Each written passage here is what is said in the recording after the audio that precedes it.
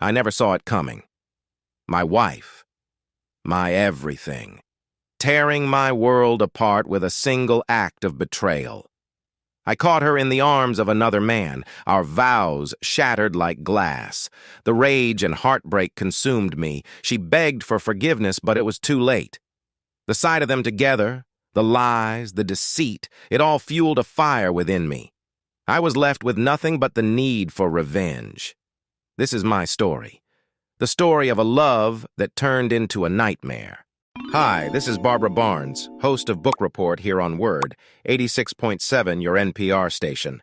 Please join us next week for a special series of interviews with Joe Williams, the author of the hit book 500 Annies.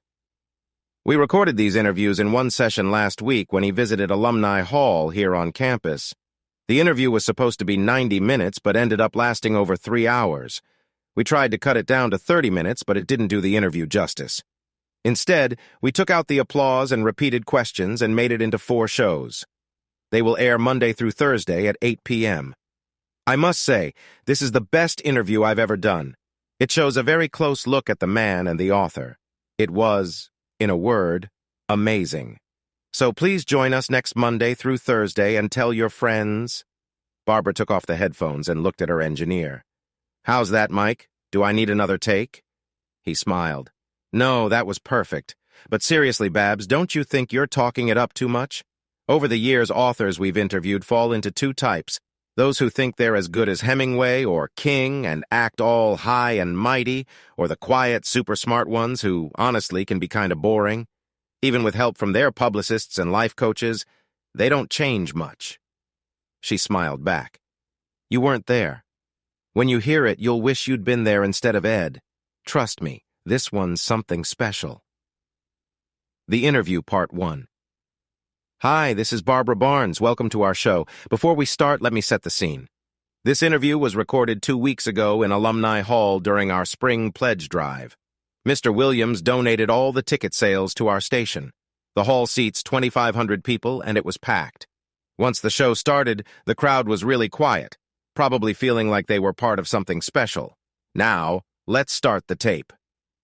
Ladies and gentlemen, please welcome Mr. Joe Williams to the stage. There was a brief but loud round of applause. Thank you, Barbara, and thank you, everyone, for coming to support your station. Your presence means a lot. You're welcome, Mr. Williams. For anyone who doesn't know, all ticket sales for this evening are being donated to our station. Plus, Mr. Williams has signed and donated 500 copies of his book to the station for our fall fundraiser. Thank you, Mr. Williams. More loud applause from the audience.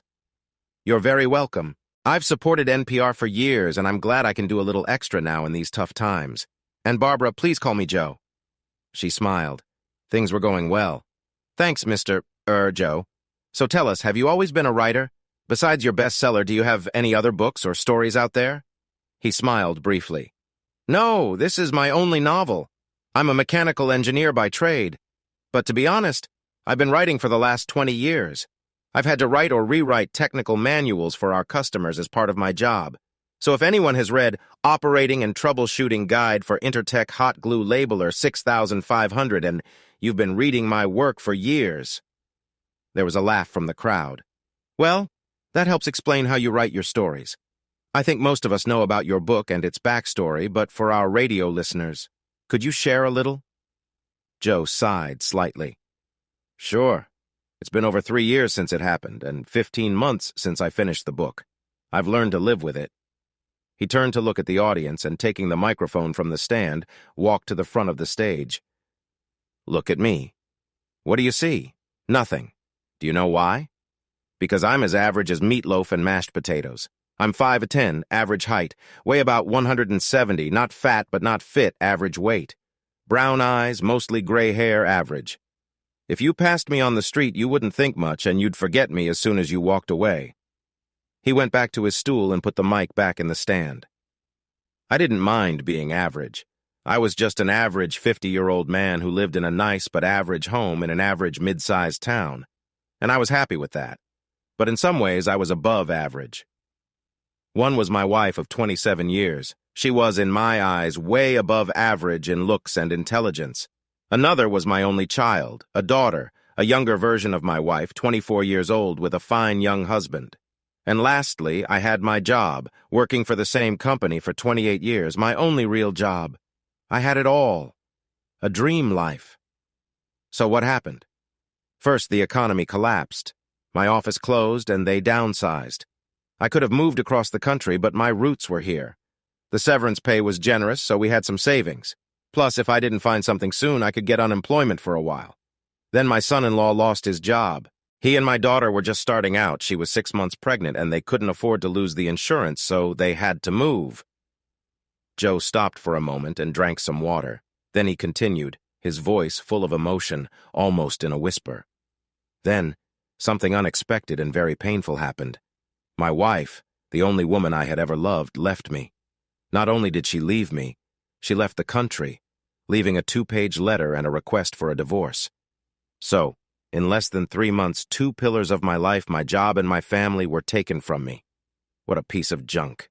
Damn the Chinese, anyway. Those sneaky guys have found a better way to mess with us than war. They write trash like this and drive us nuts. I had thrown a manual for a piece of equipment our customer bought in the trash. It was written in what might as well been Chinese. Not literally, but the translation was garbage. We struggled through the manual, and it was full of gaps, repetition, wrong info, and missing diagrams. I worked for Motion Inc., an engineering company that designs, installs, and upgrades production lines. The company's name is all about flow and motion. If there's a delay or breakdown, you lose money. Companies hate that, so they hire us. And we have a great reputation. It was the early 80s, and jobs were just starting to move to China. Not only did they take our manufacturing jobs, but the stuff we imported back was poorly made. They got better later, but that didn't help me back then. I had been with the company for a little over 3 years.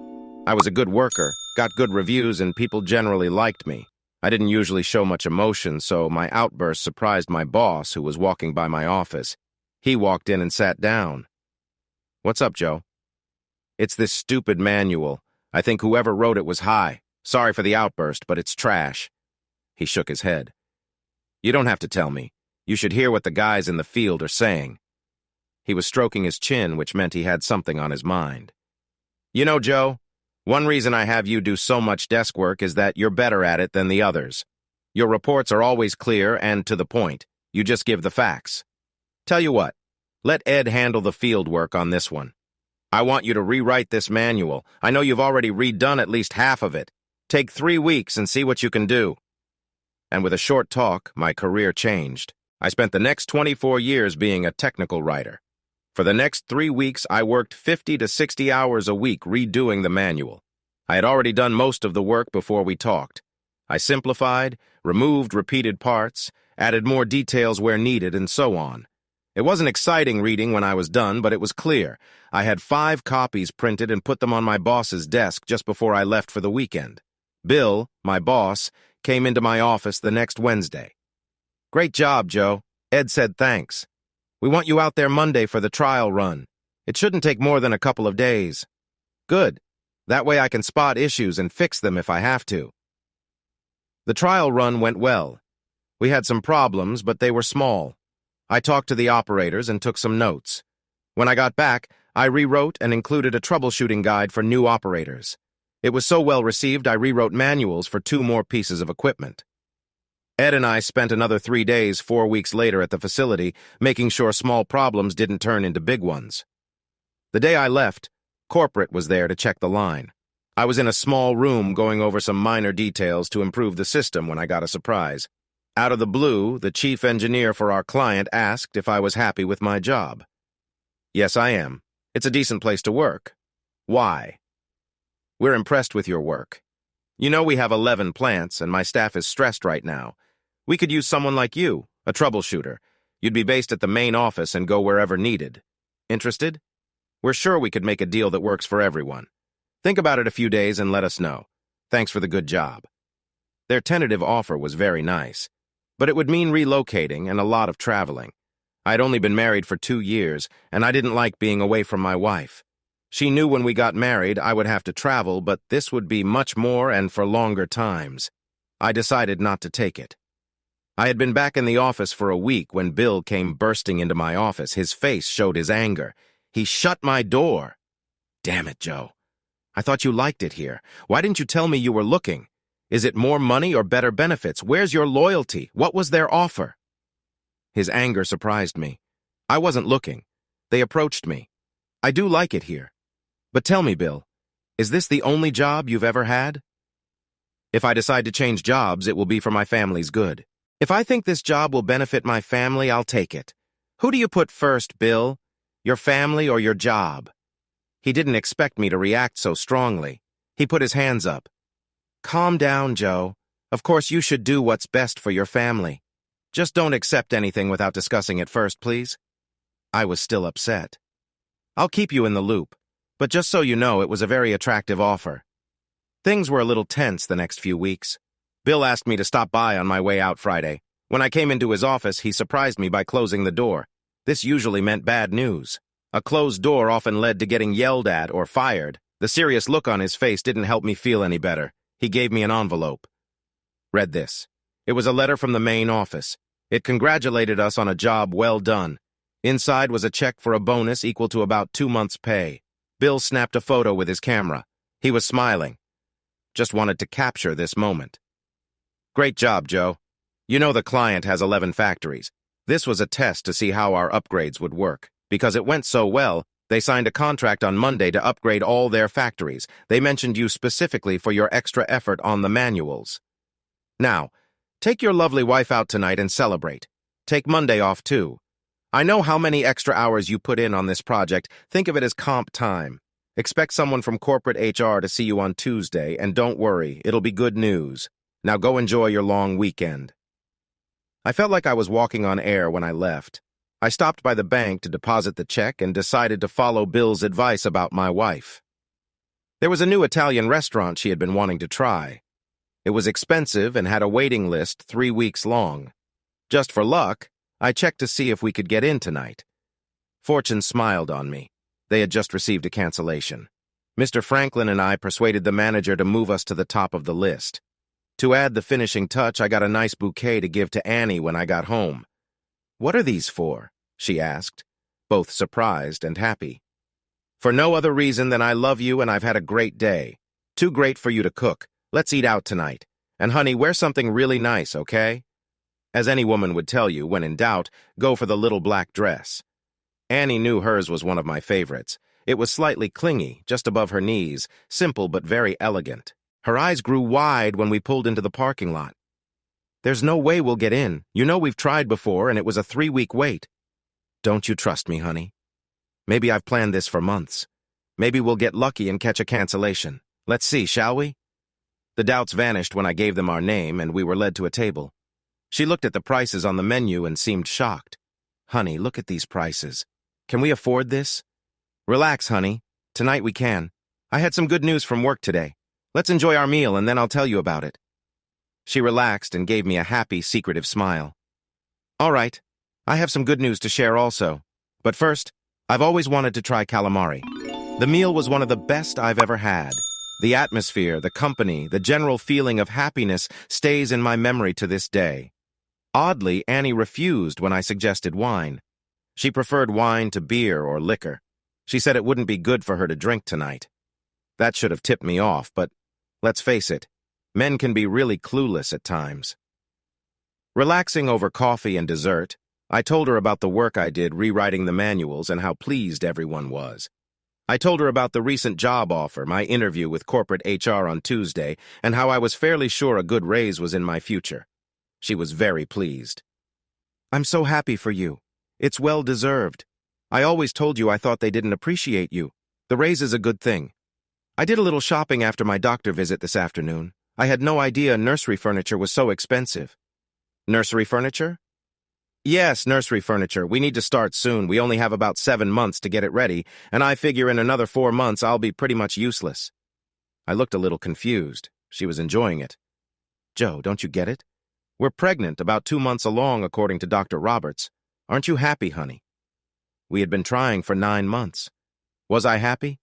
I did what any manly man would do. I started crying. Going round the table, I dropped to my knees and hugged her gently, like I was holding something very fragile. She was laughing and hugging back. Baby, I won't break. Give me a real hug. People were looking at us. "Engagement?" asked the older couple at the next table. "Pregnant our first," answered Annie proudly. The woman got up, followed by her husband. She gave Annie a nice hug and he shook my hand. "We're so happy for you. Congratulations.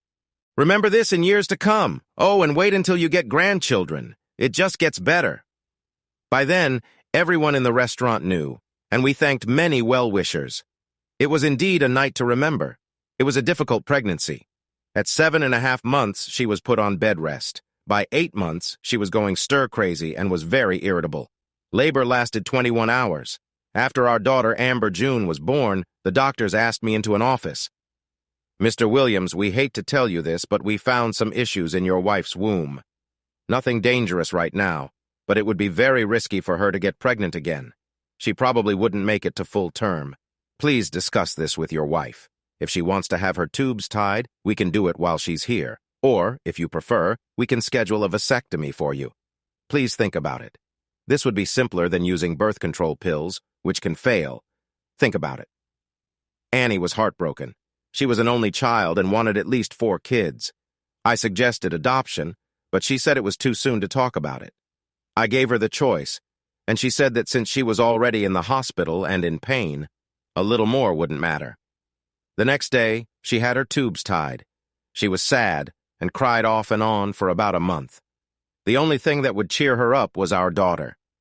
No matter what kind of mood she was in, when I handed her to AJ, she would start smiling. When AJ, our nickname for her, was 3 years old, I brought up adopting again. The idea was quickly rejected. I asked again when she was 6, 8, and 11, and each time the answer was a firm no. I eventually stopped bringing it up.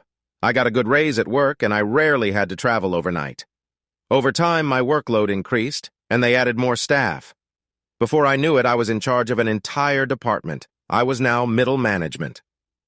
Our company's reputation grew. If there was a problem with a manual, we would write a new one from scratch.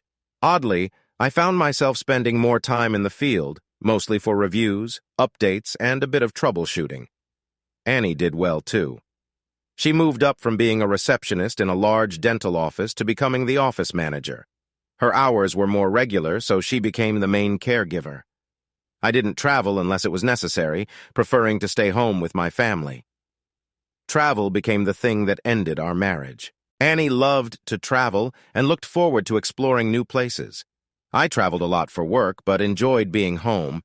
She would start planning our next vacation before we even got home from the current one. When AJ was a teenager, Annie included her in the planning and even let her choose the destination sometimes. We visited beaches, went skiing, rode mules into the Grand Canyon, and spent a week in Washington visiting museums and sightseeing. We were up for anything. A major project at work required 3 offices to work together. I was named the coordinator, which was a big honor, but it meant I had to travel more. I was gone for a week, home for a week. AJ was 15, busy with her own friends and activities, which left Annie alone a lot. She was frustrated and lonely. I could see it, but didn't know how to fix it. One night, a group of us were talking in a hotel lounge. A man from another office said his wife was unhappy because he traveled too much and left her alone. He complained that he didn't understand how separating from him would help if she was already frustrated by his absence. An older man spoke up. "You should get a good lawyer. Sounds like she's not coming back." Another man in the group asked how he managed to stay married for so long, even with his travels. 35 years, he said. "The key is to keep them busy. We had 5 kids, and she has her quilting club, book club, and dance lessons. Time flies, and she stays happy. It helps to treat them well when you're home. Do things they enjoy, even if you don't. I take dance lessons because I want to be with her for the rest of my life." It made sense, but we didn't have a big family, and Annie already knew how to dance. I needed to find something she loved and support her. Then it hit me. Travel. She loved it more than anything. I looked into it and found many travel companies offering short trips. I found one that stood out, a 3-day trip, from Friday morning to Sunday evening, focusing on a visit to the Biltmore House in North Carolina. Annie had always wanted to see it. The trip also included a tour of Thomas Wolfe's home and some shopping at a local outlet mall. It was perfect. Best of all, it was on a weekend when I would be away and come home around the same time as the tour ended. I booked 2 tickets to be delivered to my office. It took some planning. I quietly talked to her boss to ensure she could get that Friday off. With AJ's help, I was ready. I didn't tell Annie when I left that Monday. AJ was supposed to tell her just before I called on Thursday night. Everything was set. When Annie got home from work, she found AJ packing a small suitcase. "What are you doing?" Annie asked.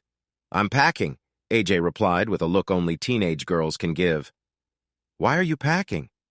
"Maybe because I'm going somewhere." "Where do you think you're going?" Before AJ could answer, the phone rang. We had timed it perfectly.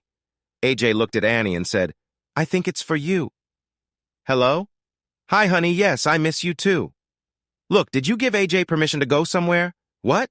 3 days? Have you lost your mind? What is going on?" "No, I haven't lost my mind.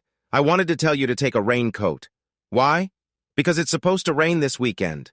"Not here in Asheville?" "Why does that matter?" "Because that's where you're going. To the Biltmore House, downtown Asheville, and a shopping spree at the big outlet mall. AJ and I planned this trip so you won't be alone. She'll watch over you, except at the outlet mall. Maybe 2 women with credit cards at an outlet mall isn't the best idea. Please take it easy. Do you love me now? She was crying and I could hear AJ laughing in the background. "Love you," she said, her voice filled with joy. "If I could, I'd send my tongue through this phone and know exactly what you ate for breakfast. But since I can't, I'll have AJ pack an extra outfit and drop her at Grandma's house on Sunday. Then, I'll show you how thankful I am." I could hear AJ laughing and shouting in the background. "Mom! That's too much information for a teenager. Tell Dad we both love him and start getting ready." She did just that. The trip was a big hit. She was just as excited when she got back as when she left. She spent hours telling me about what she saw, who she met, the places she ate, and the shopping she did. For a moment, I thought maybe I'd made a mistake. She kept pulling bags out of the trunk, but most were for AJ, clothes and shoes for the new school year. She said she got good deals, so I let it go. She pulled one more bag out. "I got you something. They had a cute little shop. I'm going to take a shower. Don't come into the bedroom until I call you. Remember, I need to show you my thanks." It felt like the longest 45 minutes ever, but when she called me, it was worth the wait. She wore a lavender top with black stripes, a matching feather scarf, black stockings, and tiny underwear. She had done her makeup and wore her highest heels. "Do you want to unwrap your present?" "I almost don't want to. It's such a nice package." "Let's compromise. I'll keep the scarf on." The next day at work, I wasn't very productive. I did manage to arrange a delivery of cigars for Will, the engineer who gave me the idea. Trips became regular, usually about once a month. Unless it was a place AJ wanted to go, Annie went alone. She wasn't really alone. She made friends with other women who liked to travel. They often planned to be on the same bus. We almost ran out of space for pictures. AJ grew up fast. One day we were looking at colleges, the next she was moving into her dorm room. Annie took it hard. I still traveled, though not as much, usually once a month. Annie took trips every other month, either to see AJ or explore new places. She seemed sad and quiet. Where she once greeted me with a big kiss and hug, now it was just a peck on the cheek. Our lovemaking became less frequent. It got so bad I had to talk about it. She admitted she hated the empty house, especially when I was gone. She felt lonely and useless. I was surprised. As much as I loved our child, I was looking forward to alone time with Annie. Foolishly, I hoped it would bring back our old passions. "Honey, I love you more than anything. This isn't the end. It's a new beginning. Think of what you wanted to do but couldn't because of AJ. Now you can. You love art. Doesn't the local college have classes? You've always liked pottery. Why not try it? Don't dwell on the past. Move forward. We have too much life ahead to just sit down. Move forward, honey, before the past swallows you up." I got louder as I spoke. She looked surprised, then smiled. "Thanks, honey. That was the push I needed. I love you." Then she grinned. "You know, there are things I've always wanted to try. But right now, I'm in the mood for some fun. Want to?" It was the silliest question I'd ever heard. I didn't know it then, but it was the beginning of the end. For about a year, things were great. Then she slowly pulled away. She took art classes, first at school, then private lessons. She said she did better one-on-one. She also started traveling more. Money was not a problem. After we found out AJ would be an only child, we kept our small house. We didn't need to use AJ's college fund because she got a full scholarship. As Annie got promoted to office manager, my job responsibilities grew, and so did my pay. I also got good bonuses, which we saved. We both had good retirement plans and saved the maximum amount. We were very comfortable. Then the economy got worse. People stopped expanding or upgrading, so they didn't need us. First, one office closed, then another. We were anxious as rumors spread. Finally, we got the news. We were being let go. A few of us, including me, were offered transfers. My whole life was here, and though I'd missed my job, I wasn't leaving. They gave us good severance packages. Annie took it harder than I did. Are we going to be okay financially? Do you think there are jobs out there? Relax, honey. The severance package gives me a full salary for 6 months, and they will keep our insurance until then. By that time, the economy should be better. Even if it's not, I can get unemployment benefits. Everything we have is paid off. Stop worrying. She's still worried. I wanted to relax for a few weeks, but she pushed me to send out resumes to almost every place within driving distance. Nobody was hiring, and if they were, they could get a young grad for almost minimum wage. Annie seemed more distracted every day. I felt something was wrong, but thought it was just money worries. She became irritable and offended easily. She worked, attended art lessons twice a week, and despite being worried about money, went on 2 trips. I offered to go with her, and she laughed. All right, this trip is to an expo and seminar on quilt making. Some quilts are like art, using fabric instead of paint. I've been thinking about trying it. Ramon says it will help me with composition and color. Ramon was her art teacher. I didn't want to tell Annie, but she wasn't a very good painter. Maybe he was right. 2 days of looking at quilts didn't appeal to me. Plus, I'd probably get bored by the discussions on fabric and sewing machines. I declined her offer. By now, AJ had graduated, found her dream man, and married. Planning the wedding made Annie happy, but once it was over, she realized AJ was gone for good. She was thrilled when AJ told her she was pregnant. They lived less than an hour away, and she visited often. When AJ and her family had to move across the country, Annie became very sad. She cheered up only when she spent 2 weeks with AJ when the baby was born. I arrived just in time for the birth, and we became proud grandparents of a boy. Back home, Annie returned to her quiet, moody state. One night, I finally lost my temper. What's going on with you? We're still young, there's so much we could do together, but nothing I suggest seems to interest you. You make me feel like I'm in your way. Are you shutting me out? She turned pale at my outburst, and her eyes widened. Instead of answering, she left the room. I could be stubborn too. Let her think about it. I was packing for an overnight trip. I had started a new job and needed to meet a client. The argument began because I wanted her to come with me. One of our former clients wasn't happy with the new management and contacted me for freelance work. He had some problems in his production system. I would visit, check things out, make suggestions, and review his manuals. This work was perfect for me. I'd travel rarely and could do most of the work from home. I even planned to turn AJ's old room into an office. We were barely talking the rest of the night, and she seemed hesitant to kiss me goodbye the next morning. I gave her an ultimatum, something I never did. When I get home, we need to talk about our future. I'm not happy, you're not happy, and I don't know why. Don't make any plans. I want the whole weekend with you to sort this out. When I got back, she was gone. There was a letter on the kitchen table. Joe. Not Dear Joe, just Joe. By the time you read this, I will be gone. I've thought about this for a while. I'm not happy and haven't been since AJ went to college. My life feels dull. The excitement is gone, and you didn't notice.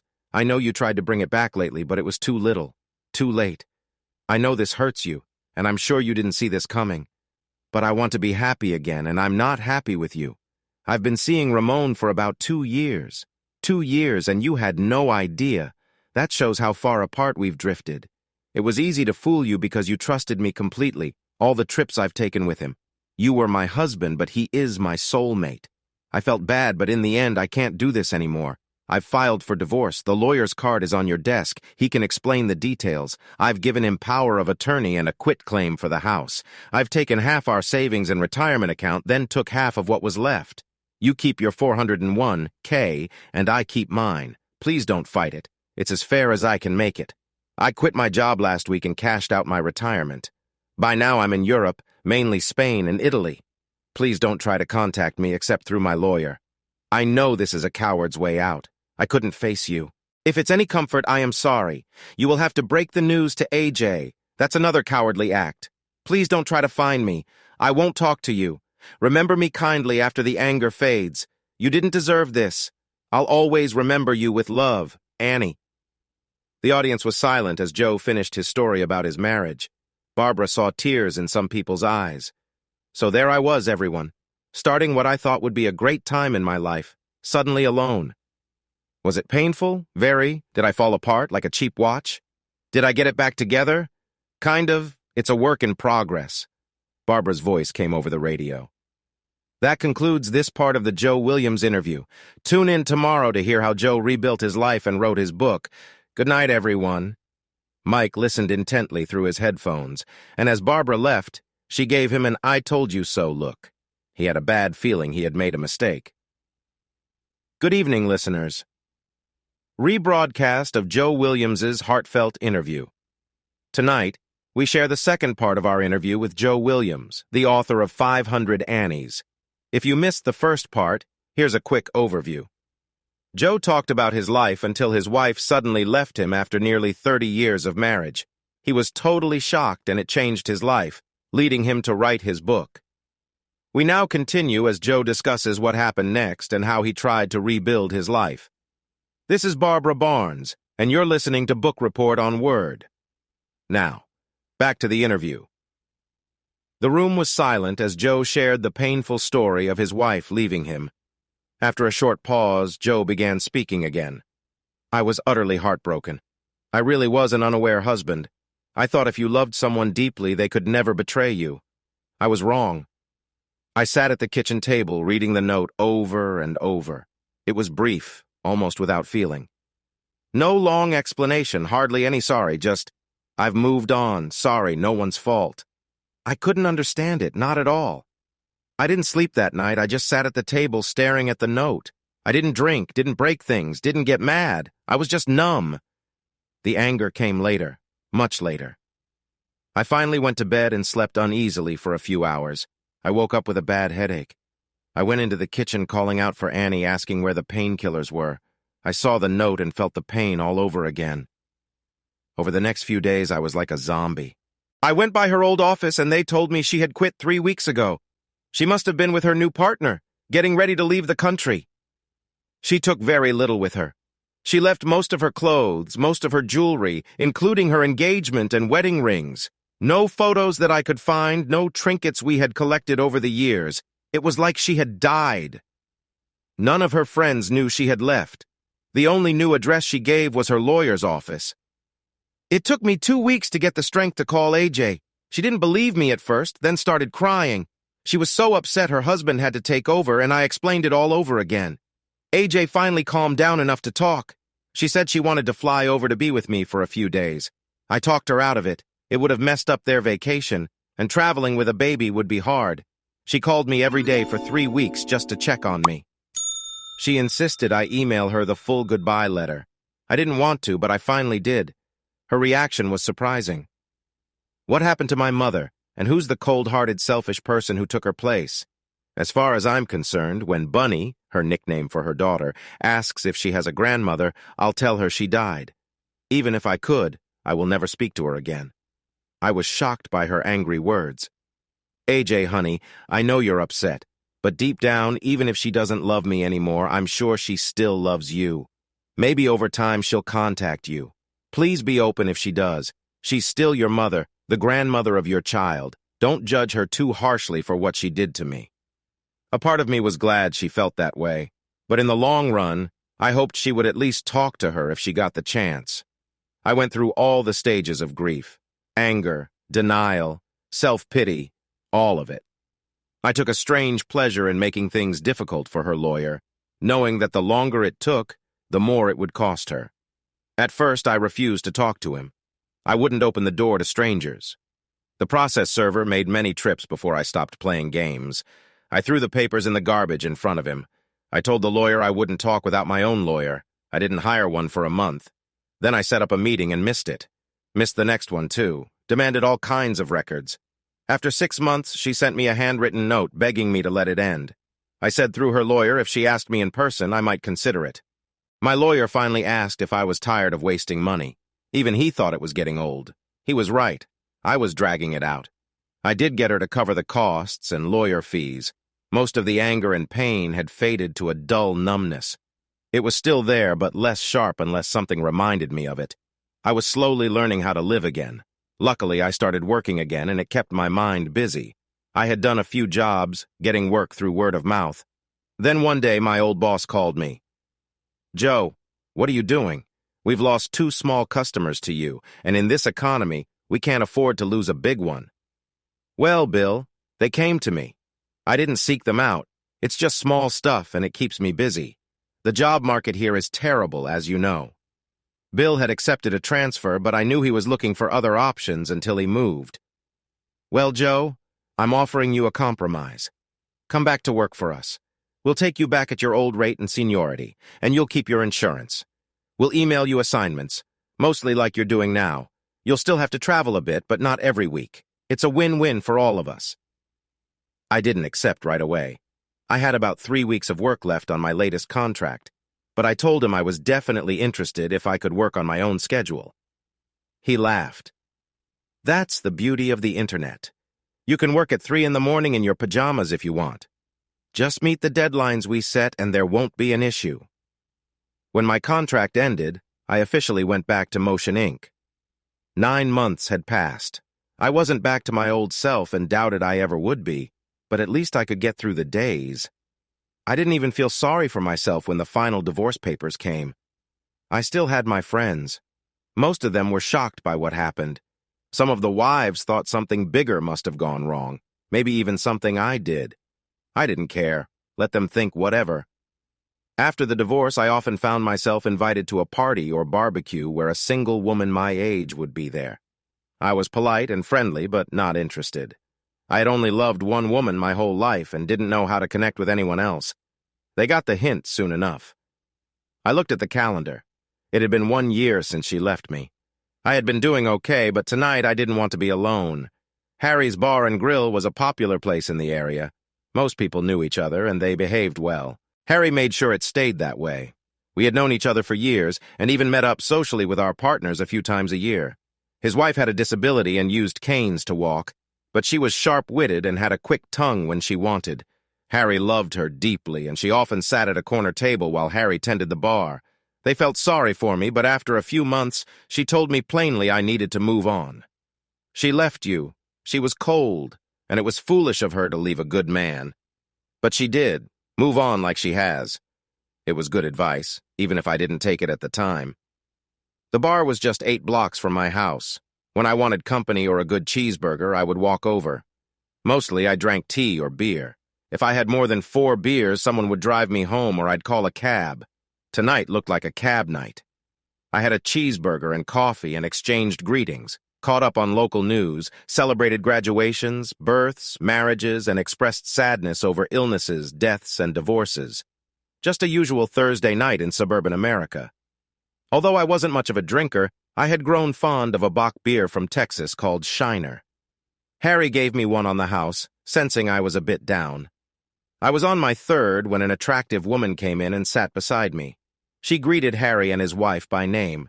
She was close to my age, maybe a bit younger. She nodded at me, and I raised my beer in a silent hello.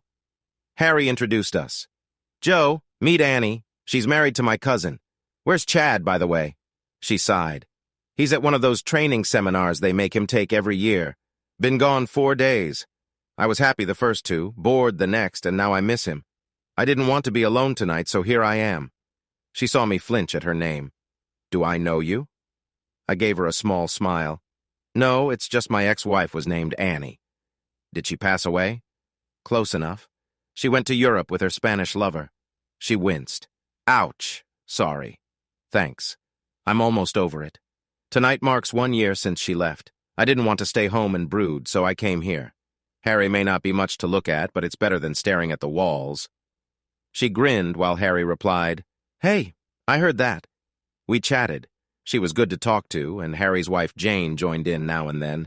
It was the best time I'd had in a year. I would frown now and then, remembering things, but they would cheer me up.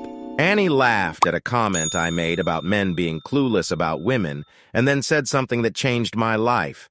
You're right, men often don't get it. You'd think one of you would write a guidebook, some rules to understand us. Jane added, Yeah, simple stuff, like keep your foot out of your mouth and your head out of your butt. How hard can it be? I stared at them with my mouth open. What an idea. Simple but brilliant. I had spent my life turning confusing things into simple instructions. I would write a guide for understanding women. How hard could it be? Famous last words. My imagination ran wild for a second. I'd be a hero among men, revealing secrets never explained before. They looked at me, curious about my thoughts. Ladies, you're absolutely right. For the last 20 years, I've written manuals for different kinds of machinery, often translating them from foreign languages. How would you like to help me write a manual about understanding women? I've never mastered it, and I bet no man has. I need a translator or two. Will you help? They looked at me as if I'd lost my mind before Annie laughed.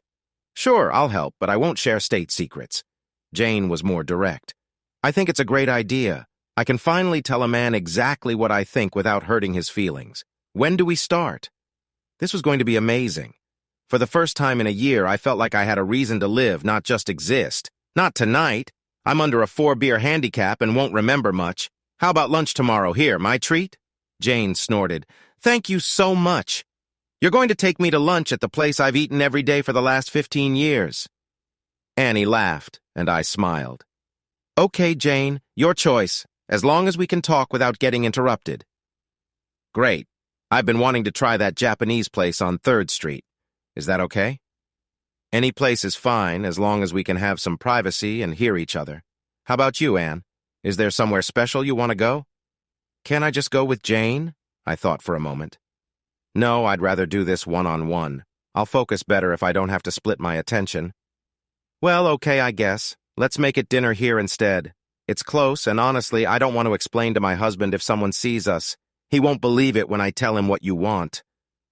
I thanked them and had Harry call me a cab while I finished my 5th beer.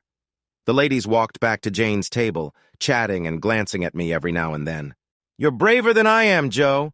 Asking a woman what she wants and needs is something I'd never try. Good luck with that. If I didn't know how determined you are, I'd laugh this off. Are you sure you want to dive into this?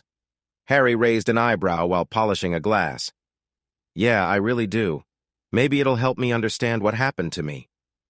And maybe, I thought, it could stop this from happening to someone else. I hardly slept that night, getting up a few times to jot down notes. This was going to be an amazing journey. I thought a lot about what I wanted to ask, but only confused myself more. Then I relied on my experience. When a machine wasn't working right, the first thing I did was ask the operator since they knew it best. That's how I decided to approach this. The woman would be the operator, her heart and soul the machine. If she explained how it worked, I could explain it to a man easily.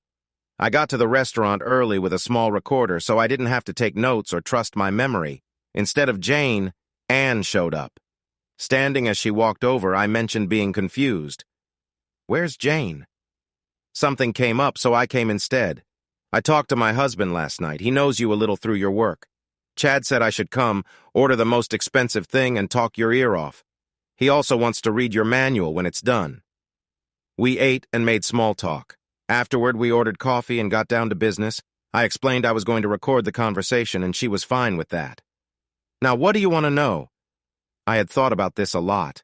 Everything. How your relationship started. Your expectations then and now. Was it what you wanted and expected? How much work do you put into keeping each other happy? Are you happy? Where does he need to improve? Are there times when you're unreasonable and know it? Who makes peace? Do you make decisions together or alone? Do you accept it when he does? And does he accept it when you do? I ran out of breath. Wow, don't be afraid to ask tough questions. Give me a minute to think. After a few sips of coffee, she started slowly, picking up speed as she went. She loved her husband and had never been tempted to cheat. It wasn't love at first sight, but a better kind that built up slowly with understanding and care. Did he make her angry? all the time, but she did the same to him. They solved their little issues to avoid big ones later. They had a few major fights, but never slept alone because of them. She wished he'd be more understanding, and he wished she'd be more open. Sometimes it feels like we think on different levels. I'm up here, and he just hasn't caught up. He stopped his story to make another point. Ladies and gentlemen, this is something I really thought about. I chose not to read any relationship books, preferring a simple approach. But what she said kept coming up in almost every conversation. I thought hard before coming to a conclusion I discuss in one of the last chapters of my book. Men and women don't talk the same way because they don't live in the same world. Men think about now, reacting to what they see and hear. Women think ahead. It's in their nature. They like delayed rewards and take things more literally. A woman's key to happiness is her mind. A comedian I heard once nailed it. I wish I remembered his name, but it goes like this. A young man falls in love with what he sees in front of him. He's thinking, man, she is so pretty. Great smile, good figure, she looks amazing in that dress. She's perfect, just what I want. Plus, she's hot. And he's right. Guys, close your eyes and picture your wife. You older ones who've been married a while, what do you see? I bet you still see that hot girl in that dress. There were some chuckles from the men. Now women, especially young women, look at a man and think, he's really kind, he'd be a great dad. And if I could just get him to cut his hair and dress better, I could make him perfect. She can't help it, she's thinking about the future. Now, ladies, close your eyes and think of your husband. Do you see that skinny, scruffy kid? Or do you see your man now, mature, successful, a loving father? Thought so. This time, the laughter came from the ladies. There you have it. Men and women don't always understand each other because they think differently. I'll give you a better example. I listen to a lot of radio. One day I was listening to a show about GPS. They were discussing how men and women use directions differently. If a couple stops for directions, the woman will listen and remember everything. She'll remember, go to the white church and turn right, then go until you see 2 stoplights and turn left. It's the first building on the right. The man will focus on the first part, go to the white church and turn right, then ask for directions again. The man thinks about the now, and the woman thinks about the end goal. He sees the short term, she sees the long term. And that, folks, is why I think women are smarter than men. Anyone disagree? He paused as laughter filled the room. I didn't think so. He returned to his story.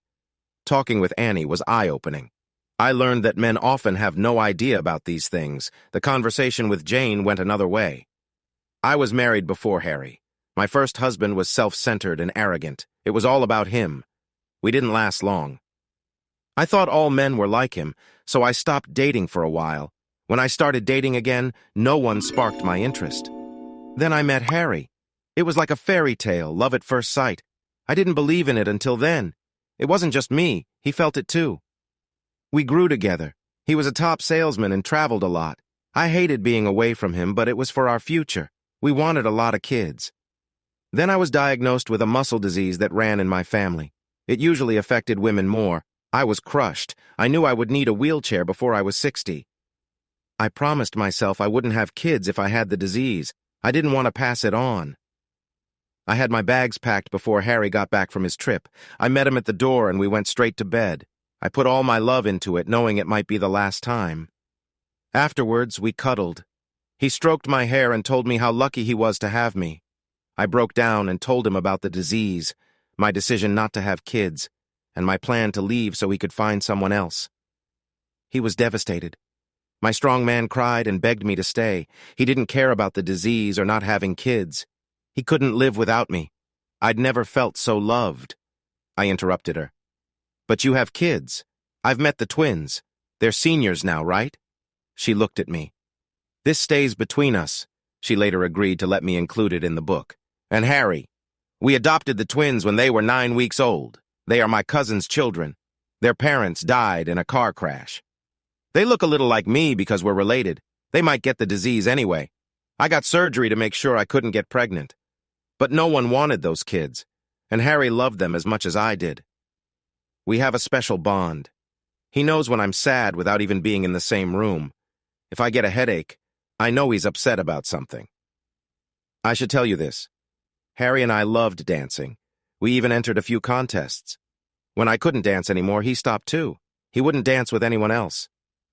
My sister was getting married. Harry went to the gym for 4 months. He said he felt out of shape. At the wedding, he picked me up and carried me to the dance floor. For 6 minutes, he held me as we swayed. That's why he was going to the gym, to get strong enough to do that. How can you compare love like that? I may not be the best to talk to, Joe. I doubt anyone has the love we share. I believed her. She was right. So far, I had only talked to 2 women in happy, lasting relationships. I needed more information. I thought about it a lot over the next few days. Did I really want to do this? How many women should I interview? How much time would I spend? Would it be worth it in the end? I decided to do it just to satisfy myself. At the time, I didn't think I would actually publish it. I listened to my recordings of Annie and Jane. Both were under 2 hours long. How many women should I interview? I thought 100 was too few and 1,000 was too many. I decided on 500 women at 2 hours each would take about 6 months at 40 hours a week. But I couldn't spend 40 hours a week on this, so it would take longer. Early on, I set some rules. I didn't expect to see them again after the interviews. I wanted to surprise them to get honest answers. That's why I wanted to talk to strangers. I discussed this with Anne and Jane. They agreed that strangers would be best, and I didn't need their names. I needed to gather some information, so I made a list of things to find out. Age, relationship status. I knew not every woman I met would be in a relationship right now, but many would have been in one before. Race, I wanted to speak with women from different backgrounds. Education level, I was curious if smart people made the same mistakes as everyone else. Cultural background. Do the traditions you grew up with affect your relationships? Are you happy in your relationship? Is it what you wanted? Anne and Jane liked my list and agreed to help with my first interviews? Well, there I was, ready to start my big adventure. Now I'll share the most memorable interviews and how the book got published. Have you ever heard of the law of unintended consequences? Good. At the end, I'll tell you how that law changed my life forever. That's it for this segment, dear listeners. Tune in tomorrow to hear how he finished the book. Did it make things better? Listen and decide.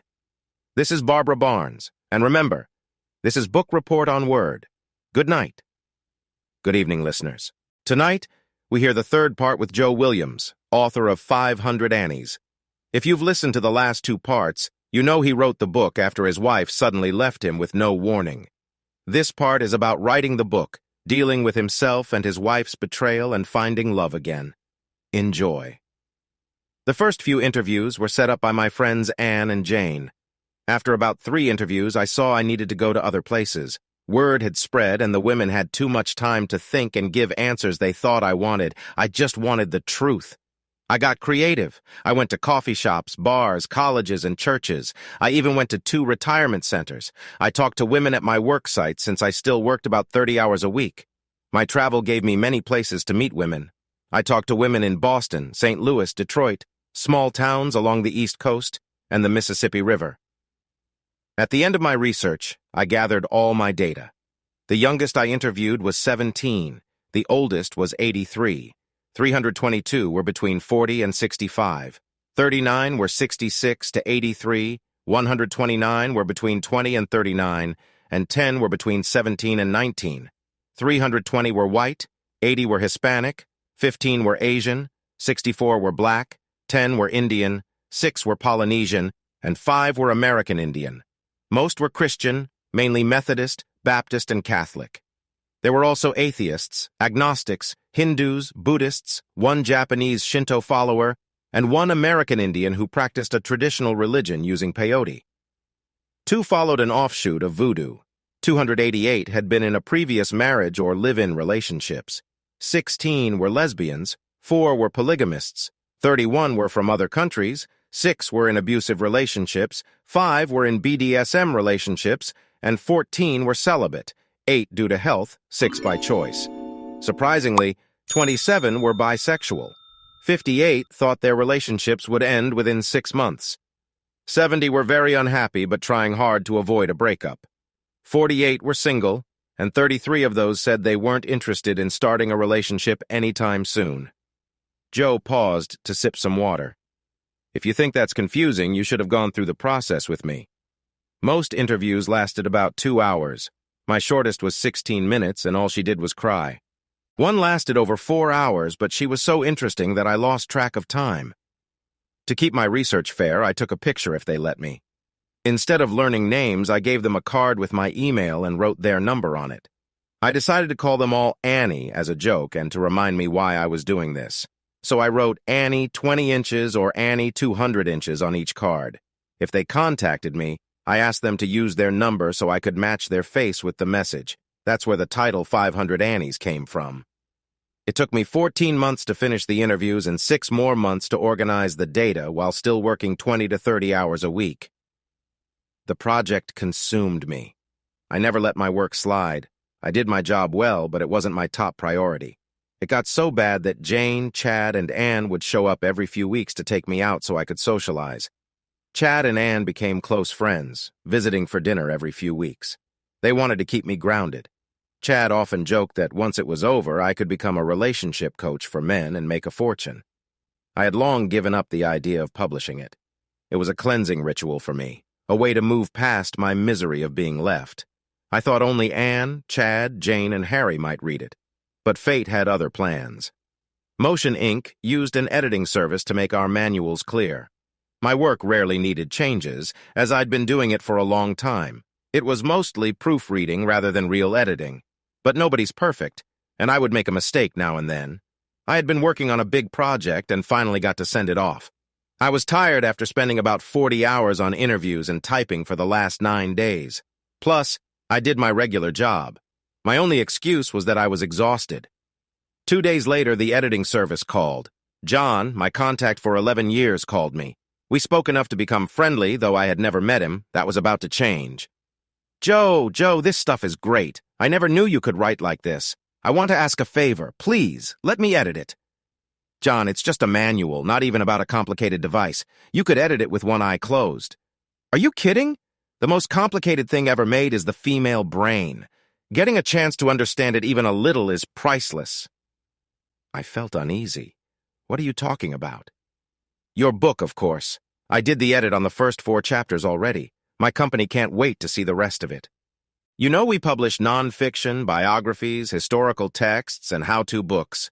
They've been thinking about expanding, and what you've done is perfect. You do have it finished, don't you? I was so tired when I sent off the manual that I accidentally sent the first 8 chapters of my book. Looked like the secret was out. John, I wrote that as therapy for me. I never meant for it to be published. You're joking. Please say you're joking. My boss is going to call you within the hour. He wants to start talks about the book today. You need to get an agent and a good lawyer. You didn't hear this from me, but don't take the first offer. Hint that you're looking at other publishers. That'll keep them honest. And remember, I want to be the editor. Please. Joe paused, his voice a bit hoarse. Babs knew he needed a bit of rest. Ladies and gentlemen, let's take a few minutes to stretch, get the blood flowing, and use the restroom. When we get back, I'd like Joe to reflect on some of his favorite interviews. 10 minutes later, the crowd was back in their seats. The stagehands had refilled the water bottles, and Joe took the microphone again. All the interviews were important, but a few stand out. Annie, 337, lived in a retirement community. She was 74 and looked about my age. I can still see her face. Are you really 74? Yes, I am. I've had a little work done, a facelift, and some other tweaks. In my own opinion, I look pretty good for my age. Do you agree? I do indeed. I thought you were my age. Are you in a relationship now? Sort of. I'm seeing 2 men regularly. One is 61, the other 67. Personally, I think they're too old for me, but I enjoy their company. Plus, they're nice to be around. So, you're still active? Oh, as much as possible. I've always had a lot of energy. I've been widowed twice. The nicest thing I can say is they were both great partners. Please don't get me wrong. I wasn't wild. I was always loyal, and I loved both my husbands dearly. The first was a banker. It was a well-respected job back then. I'm sure Barry would be upset at what his profession has become. Our relationship was the usual breadwinner and housewife setup. It was the early 60s, you know. But he respected me. He knew I managed everything except making money. I raised the kids, managed the house, and behaved well in social settings. We were like Ozzie and Harriet. I would get lonely sometimes when he was trying to get ahead, and he hated traveling, but we dealt with it. We discovered early the joys of being together and stayed close till the end. We understood each other. We fit, you know? And under that suit, he was strong and passionate. I matched him. We were one. We only had one big fight, and it was about money. We had lots of it, and he made me spend time with him understanding our finances. I told him as long as I had him, I wouldn't worry. I'll never forget what he said. "Honey, there may come a time when I'm not here. If that happens, I want you to mourn me and not worry about your future while you do. This is to protect you and our kids. Now please pay attention." So I did. I got almost as good as him with money. He was very proud of me. Then one day the bank called. He had a heart attack at his desk. He was 57. I cried my eyes out and mourned him. But I moved forward, and thanks to his planning, we were secure financially. We were married 37 years, and I don't regret a day. 5 years later, I met Paul, my second husband. He was a painter. I felt uneasy at that, and a free spirit. While Barry and I were conservative, Paul was flashy, loud, and unpredictable.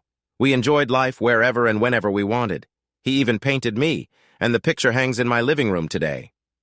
Where Barry loved his cocktails, Paul didn't drink. Said he wanted nothing to cloud his mind. He wasn't broke, but he didn't have lots of money either. It didn't matter to him as long as he had enough to live on. He wanted a prenup to show he didn't want my money. I refused. We lived happily for 7 years. My kids even liked him after they got to know him, and the grandkids loved him dearly. It was nothing unusual for the kids to come pick them up and find their faces painted like zoo animals.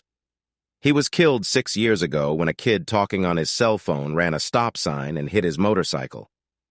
When I think about it, all they had in common was that they loved me and never stopped communicating, even when I didn't want to listen. I'll never marry again. I think it would take a much younger man to truly make me happy, and it wouldn't be fair to him. My 2 good friends together keep me happy. All in all, I've had a good life. A side note here. The older ladies I interviewed averaged over 40 years in their relationships, likely due to the moral climate at the time.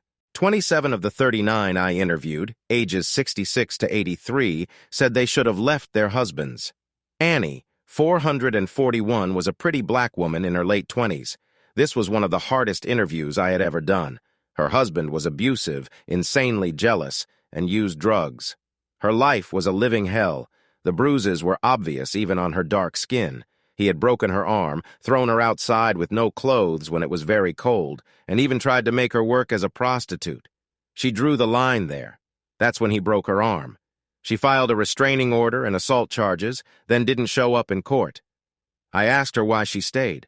"Because I love him, and he loves me," she said. "But he abuses you." "He doesn't mean to. I just make him so angry." I nearly exploded. Angry. I was in love with a woman for nearly 30 years. She betrayed me with another and left my life without a word. I was angry. Even as I cursed her, wishing her pain, it never crossed my mind to hit her or harm her. I paused, breathing heavily. "I'm sorry. I shouldn't have yelled at you. It's just that if you stay with him, it's going to get worse and you know it. He probably does love you in some twisted way. But I have to ask you, is your love for him enough? Will it block out the pain, the shame, the darkness? If you have children, will he hurt them? Is this the future you want?" She hesitated, then looked me straight in the eyes. "It'll get better. He'll realize what he's done to me one day and change. I know it in my heart." I knew she knew deep down she was lying. There were many highs and lows during these interviews, moments of great joy and deep sadness, times when I felt I was making progress in understanding, and many more times when I realized no man would truly understand a woman. Annie, 499, the second-to-last interview I did, gave me hope for people in general. I was in a mid-sized town in Maryland for a job. I felt good about my progress, thinking this one would be quick. I had checked out of my motel and was on my way out of town. It was lunchtime, and I passed a small restaurant that featured crab cakes, a local treat.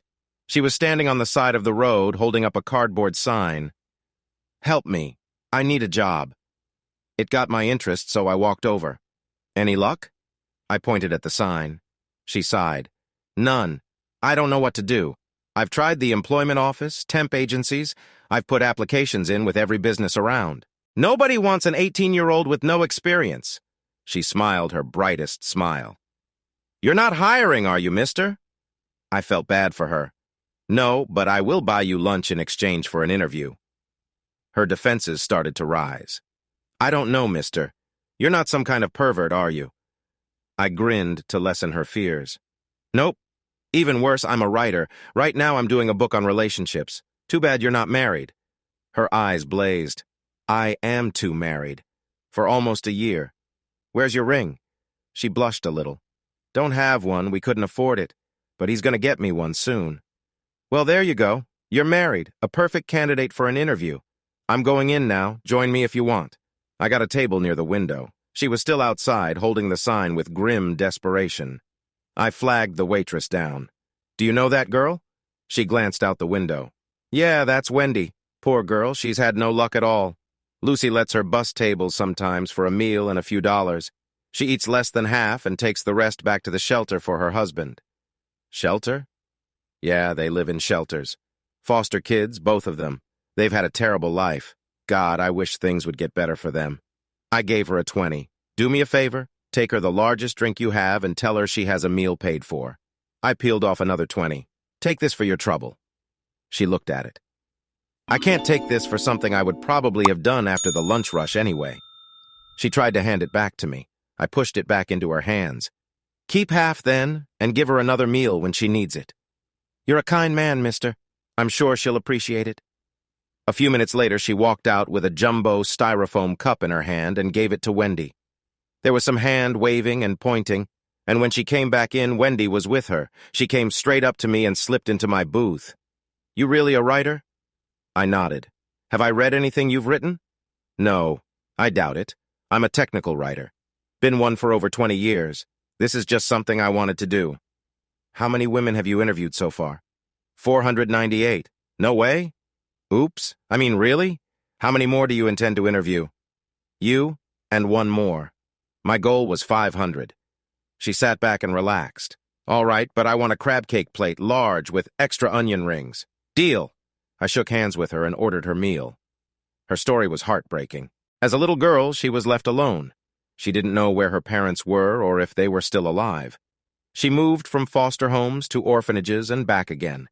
She got the basics: food, clothes, a place to sleep. People treated her okay, but there was no love. She met her husband in a group meeting for troubled foster kids. She was 14, he was 15. Her eyes sparkled as she remembered. We looked at each other, and I knew. This is who I wanted to be with forever. During the break, we shared a Coke. We were both so shy and didn't know what to say. Nobody had told us about love, but I sat next to him, and I haven't left his side since. He lived in a group home, and I was with a foster family 2 blocks away. He was there because he skipped school, and his foster parents were scared of him because he was big, even though he didn't give them any reason to be. I told him I was starting at that school and didn't know anyone. The next day, he was waiting for me to walk me to school. He did that every day until he graduated.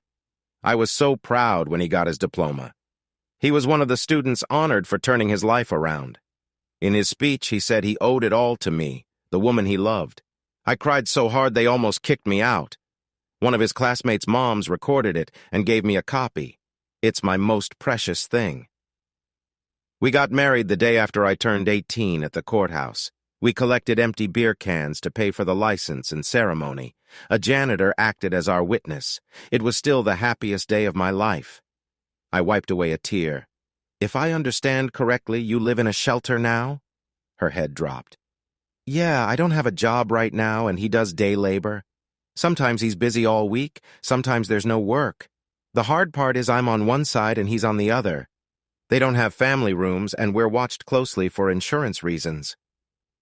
But at least I get to kiss him goodnight, she said with a sad smile.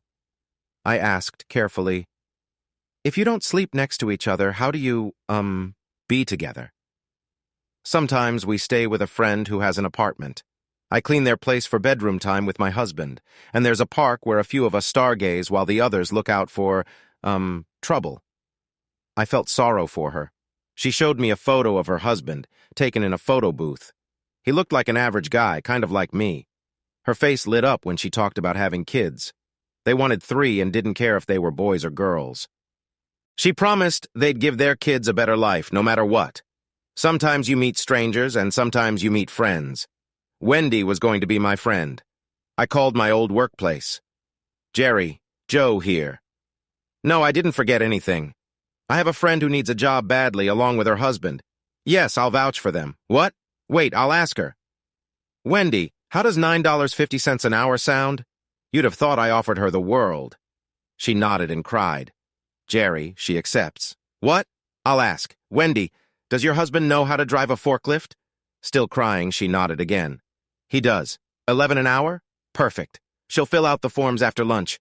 Thanks, Jerry. I owe you one. She was in such shock she forgot to eat. I called the waitress over and looked at her name tag. Sue, are you a good person? Can I trust you? She eyed me with caution. My husband thinks so, and yes, I am. Wendy watched, confused. Wendy, stay here. Sue, I need to talk to you. She joined me after refilling glasses. Sue, I need your help. When do you get off work? Can you spare some time this afternoon? This is for Wendy, not me. I finish at 2. My husband gets home at 6:30 and we're empty nesters. Will that work? Plenty. Wendy has a job interview with Apex. She's got the job if she shows up. But look at her. Her clothes are old and her shoe has a hole. Can you take her to Walmart for new clothes and shoes? I'll pay for your time and gas. Will you help? Why are you doing this? What's in it for you? That warm feeling you get from doing something right. I don't think Wendy's had much luck. Let's change that. I just met her. When I leave today, I'll go home and probably never see her again. But I'll always remember her hope and optimism. It gives me faith in people. Will you help? Tears filled her eyes.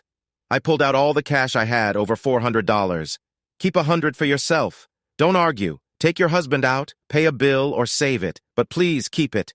Spend $200 on Wendy and $100 on her husband. Thank you. I went back to Wendy. Enjoy your meal, dear. I have to go now, but it was great meeting you. I hope all your dreams come true. Don't mess up at the job. I recommended you, and I'll hear about it if you do. I handed her my card with her number on it. I was almost at my car when she grabbed me, hugged me really tight, and kissed my cheek. I rubbed my cheek as I drove away. Darn, allergies made it hard to see the road. I did my last interview and finished my book. John did a great job editing it. It was much better after he was done. The publishing company used a new trick to get more customers.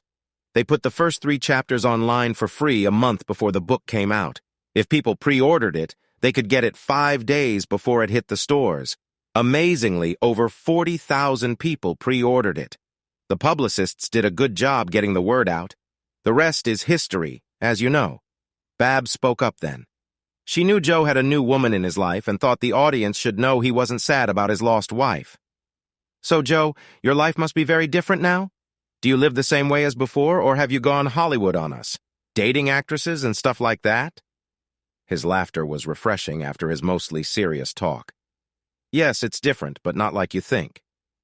After the book was published, I went on tours. Book signings, talk shows, personal appearances, that sort of thing. I didn't date any actresses. After my wife left the way she did, I didn't want to date again. Oh, I went on a few dates and spent serious time with another author since we did publicity stuff together. But we were just friends, nothing more. We're still good friends, and it never got to the point of hard feelings. I wasn't looking for love, and as usual, when you aren't looking, it finds you. So, do you have a relationship with someone now? How did you meet? She knew the story, and knew the audience would love to hear it. I stole her lunch. I was at the publisher's office to get my new schedule. If I had known promoting a book was so much work, I might not have written it. In 8 months, I had been to almost every big city in the northern half of the world. It was fun at first, but I don't really like traveling, so it got old quickly. But I had a contract, so I had to do it. They gave me a driver and a big Cadillac SUV. It was nice, but too big for me. We were going out to lunch just to eat, not a meeting. I was passing the employee lounge when a delicious smell caught my nose. I surprised my driver by going in. A woman was at the microwave. She was beautiful with dark hair. It was the first time the word voluptuous made sense to me. She was 5'4" without her 3-inch heels. The woman oozed sensuality. I almost forgot why I came in. Luckily, she was holding the plate with the aroma. "What is that?" I asked eagerly. "Meatloaf, Cuban style. Mashed potatoes with garlic and French-cut green beans. It's my lunch!" I think I surprised everyone with my response. "Not anymore. I'll give you $50 for that plate." "Are you crazy? Get your own lunch. I only have 45 minutes. Go away." "All right, $100. She looked at my driver for the first time. The company had a few cars and drivers to help with schedules. They made sure writers didn't get into trouble and reported them if they did. "Bobby, who is this guy?" "Joe Williams, 500 Annies." She looked me up and down. "So you're the guy who understands women's minds. Somehow I thought you'd look smarter." She said it to shock me, and my answer surprised her. "Clearly you haven't read the book. You'd realize I'm just as dumb as I look. Look, I haven't had a decent home-cooked meal in almost a year. I'm desperate here. Tell you what, I'll give you the 100 and a meal at any restaurant in town. Please? Anywhere?" "Yes, anywhere. I love it when a man begs. Okay, here's the deal. I'll share my lunch with you, and you'll take me to La Frontera for dinner. Deal?" "Are you kidding? A home-cooked lunch and dinner with a beautiful woman the same day? Deal!" I grabbed her hand and shook it. The whole room laughed, and I think she ended up embarrassed. She was nice and let me eat most of the food. Her name was Yolanda, but she didn't like being called that, so it was Maria Garza, half Cuban, half Irish. I wondered if she had a temper. Over the next few months, I found out she did. She loved as hard as she fought. It was overwhelming. As we parted, she told me to make dinner reservations early so she could get home to her kids on time. "You don't have to go if it interferes with your family. Family should always come first." I loved her laugh. No husband around. "And my kids are pretty old, but I'll call my cousin Becky. She likes to watch them." Reminds her why she didn't have children. Sometimes it's good to be a best-selling author. I managed to get a reservation for 7, mostly because Rick Bayless wanted to meet me. She got off work at 5:30 and told me to pick her up at 6. We arrived a bit early and were seated right away. She didn't want to drink before dinner, saying she wanted her taste buds to be sharp. I had a cold Victoria, a Mexican beer I liked almost as much as Shiner Bock. She looked over the menu. "What should we order?" "I'm going with the Mexican-style barbecue. Order whatever you like and let me know if you have any suggestions." Just then, Rick Bayless walked up and welcomed me. I had brought a signed copy of my book for his wife and another for his daughter. He and Maria talked in Spanish about food. I couldn't understand them, but everything we ate was amazing. I was so full I didn't want to move. I mentioned to Maria that she must work out a lot to stay in such good shape. I exercise a lot. I run after 4 teenagers and work full-time, too. "You're old enough to have teenagers? Were you a child bride?" She smiled brightly. "You're either very good at flattery or you really don't know much about women. I'm 46. I thought she was in her late 30s. She showed me pictures of her kids. 2 boys, 16 and 14, and twin girls, 13. I showed her a picture of my daughter AJ and her baby. We both agreed that family is great. Too soon, dinner was over. I dropped her off at the station. She lived about an hour from Chicago, saying there wasn't anything local. I hadn't felt this good in years. I felt a strong pull toward her. I would be in town for the next 6 days and hoped to see her again. God must love me, because she had Bobby give me her cell number, telling me to call her right away. It rang twice before she picked up. Without any small talk, she told me, "Home-cooked dinner tonight at my house, 7 o'clock. It won't be just us. All my kids will be there. Bring an overnight bag. Trains don't run past 8. Don't worry. We have a nice motel, and I reserved a room for you. Don't miss the train." I was waiting for her when she left work. She gave me a friendly hug and hurried me to the station. She lived in a small town about an hour out of Chicago, Grant something. Her house was modest, but in a good neighborhood. 3 bedrooms, not enough for everyone. The boys shared one, and the twins had the other. I was soon distracted by the delicious smells from the kitchen. "What is that?" She and the girls smiled. "You'll know in about half an hour. Boys, keep him entertained until dinner is ready." The boys didn't say much, but were friendly enough. They had been watching a baseball game, so I suggested we turn it back on. I love baseball. It's like chess to me, with the manager as the player and the team as the pieces. I told the boys my theory, and they warmed up quickly. Both played on their high school team, one as an outfielder and the other as a catcher. We agreed that the Cubs and the White Sox were going to have another bad year. I lamented that the Braves weren't the same without Bobby Cox. We were deeply discussing the designated hitter rule when Maria called us for dinner. We had Cuban pulled pork sandwiches with various toppings. I picked one a bit spicy but manageable. There was also a fruit salsa and a rice dish with vegetables, shrimp, and chicken. It was one of the best meals I had ever had. I tried not to overeat but didn't manage. After dinner, I thought I'd be leaving soon, but the surprises kept coming. It was family game night, and tonight's game was Scrabble. I spent an hour losing badly. I didn't know there were national Scrabble championships, but the twins competed in state junior championships. I was thoroughly beaten. It didn't help when they teased me.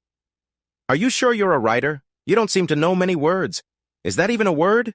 Show me in the dictionary." They had a big dictionary just for challenges. Apparently, snarfle wasn't a real word. The boys and Maria watched, enjoying my struggle. All too soon, the night was over. It was loud and filled with love. I got quiet on the way to the motel. She noticed. "What's wrong? Did you have fun? The girls can be tough during games, but they seem to like you." I nodded. "I loved every second. Tell those youngsters I want a rematch. I'll study and won't be so easy to beat next time." I got quiet because I always wanted a big family. Tonight made me realize what I missed. We could only have one kid for medical reasons. "Why didn't you adopt? There are many kids without families." Short answer? She didn't want to. I brought it up many times, but she refused until it was too late. She didn't say anything but held my hand until we reached the motel. I thanked her for the evening as she walked me to my room. "You were a big hit with the kids. They usually don't warm up to people so fast. Neither do I." We were at my door. I started to say goodnight, and she pulled me down for a kiss. It was soft, lingering, and full of promise. We probably held the kiss a bit too long. When we pulled away, our faces were red. "Maria, She placed her fingers on my lips. Even her touch felt magical. "Shh! Don't ruin it by talking. I'll pick you up at 7:30. Be ready." She gave me one more quick kiss and left. We have to stop now. Tune in tomorrow for the final show where Joe talks about what he learned from writing his book and updates us on his life, especially in love. This is Barbara Barnes with Book Report Word 86.7 FM. Good night, everyone. Conclusion, the big finish, I hope. Good evening, listeners. This is Barbara Barnes. Thanks for joining us for the last part of our talk with Joe Williams. In this segment, he tells us what the book meant to him and how it changed his life, even helping him find new love. Sit back, enjoy, and thanks for listening. So, Joe, was it love at first sight? No, but it was close. Maria brought new life to my old ways. I was busy for the next few days and could only meet Maria for lunch. She often brought food, but I took her to a restaurant she wanted to try once. I always got a nice kiss after lunch. Then, I had to travel again. The publishers wanted me on a Europe tour. The book was doing well there. London, Dublin, Edinburgh, Paris, Munich, Rome, Madrid, Istanbul, Moscow, and more. 3 months of interviews and events. I hated the idea. I had 2 more weeks of local book events, then 2 weeks free before I had to leave. I called Maria almost every night. I thought she might get annoyed, but if I didn't call, she would call me. One day I surprised her at work for lunch. Her reaction was amazing. "Joe, why didn't you tell me you were coming? I would have made something. I must look terrible. It's been crazy today." I shut her up the best way I knew how. I kissed her, long and deep. "I missed you too, Maria. How are the kids? Tell them I've been practicing. I won't be easy to beat next time." "They're good. They want to know when you're coming back. How long are you staying this time?" I had 3 days off, and with the kids out of school, I wanted to spend it with all of them. Maria didn't know it, but she was now my temporary assistant.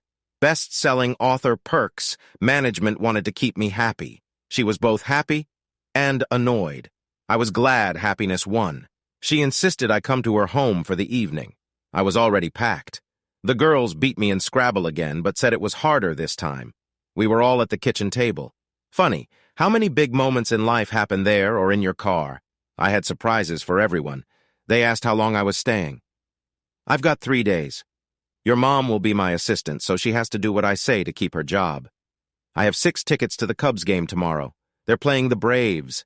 Her first job is to find 4 more people to come with us. Can she do that? Chaos ensued. She gave me and the kids irritated glances, but finally agreed. The ride back to the motel was quiet. No kiss for me. The next morning was tense. Don't surprise me with the kids again. We don't know if we're serious yet. It's not fair to get their hopes up. It happened once before after their dad left, and it wasn't good. So, if you have any more surprises, tell me now. I'll decide. I apologized. Sorry, I got carried away. I didn't want to take you away from them for 3 days. This seemed like the best plan. I just wanted everyone to be happy. Her smile was like spring. I decided to risk it. Since we've got a baseball game, I thought it was only fair to plan something for the girls, too. Cassie is in the school orchestra, and Tina is in the marching band, so I got tickets to the Chicago Symphony tomorrow night with Yo-Yo Ma. That should balance things out. She looked upset at first, but then smiled. Don't tell them. I'll do it after the game. You're trying to win me over through my kids. It's a hassle with all the traveling, but we'll get through it. If you have anything else to say, do it now. Well, to save time with all the commuting, I got a suite at my hotel for you guys. This way we can spend more time together. She pulled into a parking lot. I braced for anger, but it didn't come. Joe, how much did all this cost? Cost? I don't know.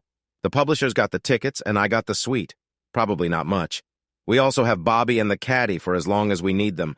Please, Maria, money isn't a big deal. Just how much money do you have, Joe? I'm not sure, honestly. It changes. Last I checked, it was around $3 million. My agent is close to selling the movie rights for another $5 or $6 million. Plus, there are royalties from the video and pay-per-view, and paperback royalties. He guesses I'll be worth about $12 to $15 million by next year. Please don't tell anyone I told you this, Maria said. The numbers shocked her, making her silent for a moment. Then she smiled. Okay, but just so you know, I plan to be very high maintenance. I held out my hand. Deal? She took my hand and pulled me into a kiss. When she let go, she wiped the lipstick off my mouth and said, Deal. Please don't worry about how much this weekend costs. It's worth every penny to me. Let's just have fun. And that's exactly what we did. The kids were ecstatic. The boys packed quickly, but the girls took forever. They kept changing outfits. Finally, Maria told them we were leaving in 10 minutes, ready or not. Over the next few days, I remembered all the fun times with Annie and AJ. With Maria and the kids, it was even more fun. The game was amazing. I sat in the middle with Maria, the boys next to me, and the girls next to her. Being semi-famous can be awkward. I wore my old Braves hat in a crowd of Cubs fans and got teased a lot. It peaked during the 7th inning stretch when we appeared on the Jumbotron, and the announcer mentioned my name. He joked that I was misguided, but in good company. The crowd seemed impressed with Maria in her Cubs jersey. The Cubs lost 7-4. I didn't brag, but wore my hat a little straighter. Bobby knew a fantastic little Italian place famous for its deep dish pizza. It was a perfect end to the day. Maria ordered 2 large pizzas for Bobby to take home. She wasn't just his friend now, she was his hero. I told him he could sleep in since we wouldn't need him before noon. He dropped us back at the hotel. Maria held one arm and Cassie held the other, while Tina walked between her 2 brothers. We passed a man arguing with his wife and teenagers. He pointed at us. See? He said loudly. That's what families should be like. We didn't say anything, but Maria held me tighter and the boys stood a little taller. Maria gave me a wonderful goodnight kiss while the girls kissed my cheeks. The boys looked unsure, so I gave them a heads up. Today was about guy stuff. Tomorrow is for the girls, so no complaining. Let them enjoy their day. That left them curious. Maria called at 8 the next morning. Get down here. I've got 4 kids ready for breakfast, and they won't start without you. Order room service for us. Sausage, scrambled eggs, whole wheat toast, and coffee for me. Let me talk to Cassie. When I got her on the phone, I told her to let everyone order whatever they wanted, and Mom couldn't complain. If Maria didn't like it, she could talk to me. They ordered a bit of everything. The boys were in sweats, the girls in pajamas, and Maria wore a short gown with a shorter silk robe. Good thing I was sitting down because it could have been awkward. I seem overdressed, I joked. Tina replied. When you said we could order anything, we realized we didn't have to get dressed. This is what we usually look like at breakfast. Maria couldn't help but tease me. Well, honey, I'm sure no one wants to see you wandering around in your boxers. Cassie joined in. Oh, I don't know, Mom. I bet one person would like to see him in his boxers. Maria choked on her food while the girls giggled and the boys grinned. She turned bright red. Enough of that, young lady. What should we do today? I handed the girls their plan for the day. Don't let your mom change this. It's all planned, just enjoy. And she shouldn't see it until we're gone. Maria looked worried. I pulled her onto my lap. Be nice, or I'll find a new assistant. You'll have fun, I promise. If you don't like it, cancel it. The girls had been reading the plan. No! They cried when I suggested she might cancel. This better be good, Maria said, looking serious. Remember when you mentioned high maintenance? That gave me an idea. Today you'll be so high maintenance it will need a rocket mechanic. Enjoy. The girls looked at her with tears in their eyes, which turned into laughter as she relaxed. What are you boys going to do today? She asked. I grinned. Don't worry about us. We'll find something fun. Now let's enjoy breakfast. I ate while everyone joked and teased. The girls kissed my cheek and whispered questions, driving Maria crazy. I loved it. The boys got dressed and we left. I kissed her cheek at the door and told her to have fun. The hotel had a nice spa. The girls got the full treatment, pedicures, manicures, massages, everything. Tina used her mom's phone to send me a picture of Maria with a face mask and cucumber slices over her eyes. I kept it and texted back that I'd show it to anyone who wanted to see my girlfriend. Maria was not happy when she saw it, but I refused to delete it. Next was the beauty salon. They got styled and made up until they looked just right. They left with bags full of makeup and hair care products. At 12:30, Bobby dropped them off at a popular women's tea room in Chicago. Next, he took them to a fancy ladies' store. I had arranged for them to get 2 dresses each, one for day wear and one formal. They were custom-fitted for a perfect look. They also got special undergarments. The boys and I were not just fooling around. We went to a high-end men's store and had 2 suits, each tailored. The formal ones were to be ready by 3. The bill was hefty, but I had to admit we looked sharp. We had lunch at a popular Greek restaurant before heading to Wrigley Field. We didn't stay for the game, but met many of the players during batting practice. The boys took pictures with the players and some of the coaches. Miguel, who liked to be called Mickey, caught a few fly balls, while Antonio, or Tony, got to catch for a couple of the relief pitchers. Sometimes it's good to be rich and famous. I kept the boys until 5:30. Then we dressed in our new suits to pick up the girls for dinner. We even got haircuts, styled for the boys, so we looked good. When we entered, we spent a minute just staring at each other. They looked amazing. Maria had her hair up and wore a dark green dress. The girls had similar dresses, but with modest necklines and slightly shorter hems. I realized I would have many sleepless nights when they started dating. We men matched in black suits, each one a bit different. We were a handsome family, and I felt proud. My God, Maria, you and the girls are so beautiful, words can't describe it. The boys added comments about how great the girls looked. They beamed at our praise and told us we looked handsome, too. We had one more surprise for them. We had bought matching diamond earrings for all 3. The girls each got a locket with small diamonds, while Maria got a diamond pendant. They were speechless when we gave them the gifts. They had to fix their makeup before we left, as they got a bit emotional. When we entered the lobby, heads turned. I had never felt prouder. At dinner, it was the same. People kept looking at us, and when the girls went to the bathroom, another diner asked if their dad was someone famous. Maria told me about it later. He's a writer, you might have heard of him. Joe Williams? 500 Annies? Said Cassie proudly. Tina added, Yeah, he's sort of famous. He was on Today last week. I wondered why people kept looking, but no one disturbed us. The concert was amazing. I've never been a classical music fan, but the music that night was inspiring. We had plans to meet the conductor and Yo-Yo Ma backstage. Cassie cried with joy when she met him, and of course we took pictures.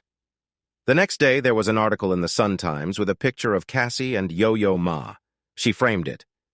That Sunday, Maria insisted we go to Mass. I was raised a Methodist, so I wasn't familiar with it, but I followed along. We wore our new suits, and the girls wore their new dresses. They looked beautiful, but in a more modest way.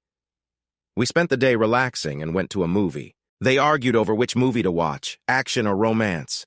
I managed to avoid choosing by letting Maria decide. Oh no, we've been catered to all weekend. Ask your Joe, what he would like to see. It was a slip with big implications. After a moment of silence, I said, well, if I get to choose, we'll watch both. Romance first, then action to wake us up. And no junk food, you'll spoil your dinners. Of course, they got popcorn and drinks anyway, but no candy. Maria held my hand and snuggled up during the sad parts. I can't even remember the movie. I was focused on her. After dinner and a game of Scrabble, it was time for bed. We were all sad that they had to go back home and I had to go on the road. It was a bittersweet ride back to my room. Being with Maria and her kids reminded me of what I had missed out on in life. I loved AJ with all my heart, but I felt there was room for others too. I had only been in my room for 30 minutes when there was a knock on my door. Maria came in with an odd look on her face. The kids suggested I come up here to say goodnight. They also suggested I stay and say good morning. I didn't know what to say. It didn't matter, she kept talking. I keep forgetting they're not kids anymore. I'm pretty sure Mickey is seeing someone. I found a pack of condoms in his room. Even the girls urged me to come up. What kind of example am I setting? She looked me in the eyes. But I wanted to come really, really badly. I haven't felt this way since I first married their father. I didn't think I ever would again. She was crying now. Please don't hurt me, Joe. Don't hurt them. We deserve happiness, don't we? I hugged her tightly. You deserve everything I can give you and to them. We've only been seeing each other for less than a month, but you're all I think about. I'd be in a hotel room watching something on TV, and I'd think about talking to the boys about it. I'd play Scrabble and think about the girls. But the hardest part is at night. I'd lie down wishing you were with me, to talk about our day, to hold in my arms, to love. Tears started rolling down my cheeks. She listened quietly, stopping her sniffling. She gave me a small, gentle smile. It was a smile I wished I could capture in a picture. But it didn't matter. I could close my eyes and see it clearly. I knew I always would. I knew, she said softly.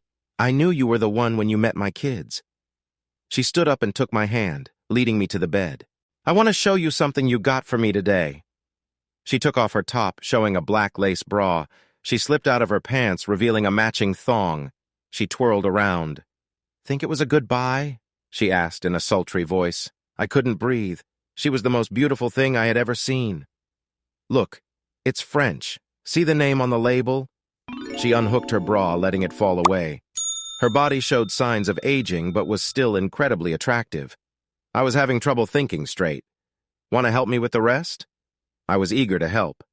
As I slid the thong off her body, I felt grateful for this moment. I quickly took off my own clothes with her excited help. I woke up around 3 a.m. She was moving her hips against me, and soon we were together again, moving slowly until we both needed release. Then we slept again. At 7:30, she woke me with a warm washcloth and a gentle touch. Good. You're awake, she giggled. Lie back, honey. I'll take care of things this time. She moved slowly on top of me as I admired her. I nipped at her boob and left a small mark. What are you trying to do, mark your property? I looked into her eyes seriously.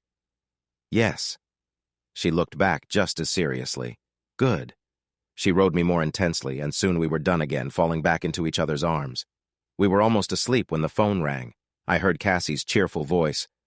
Wake up, sleepyheads. I've ordered breakfast. If you don't get here soon, we're eating it all. We both groaned. Then we showered together, ready to face the day.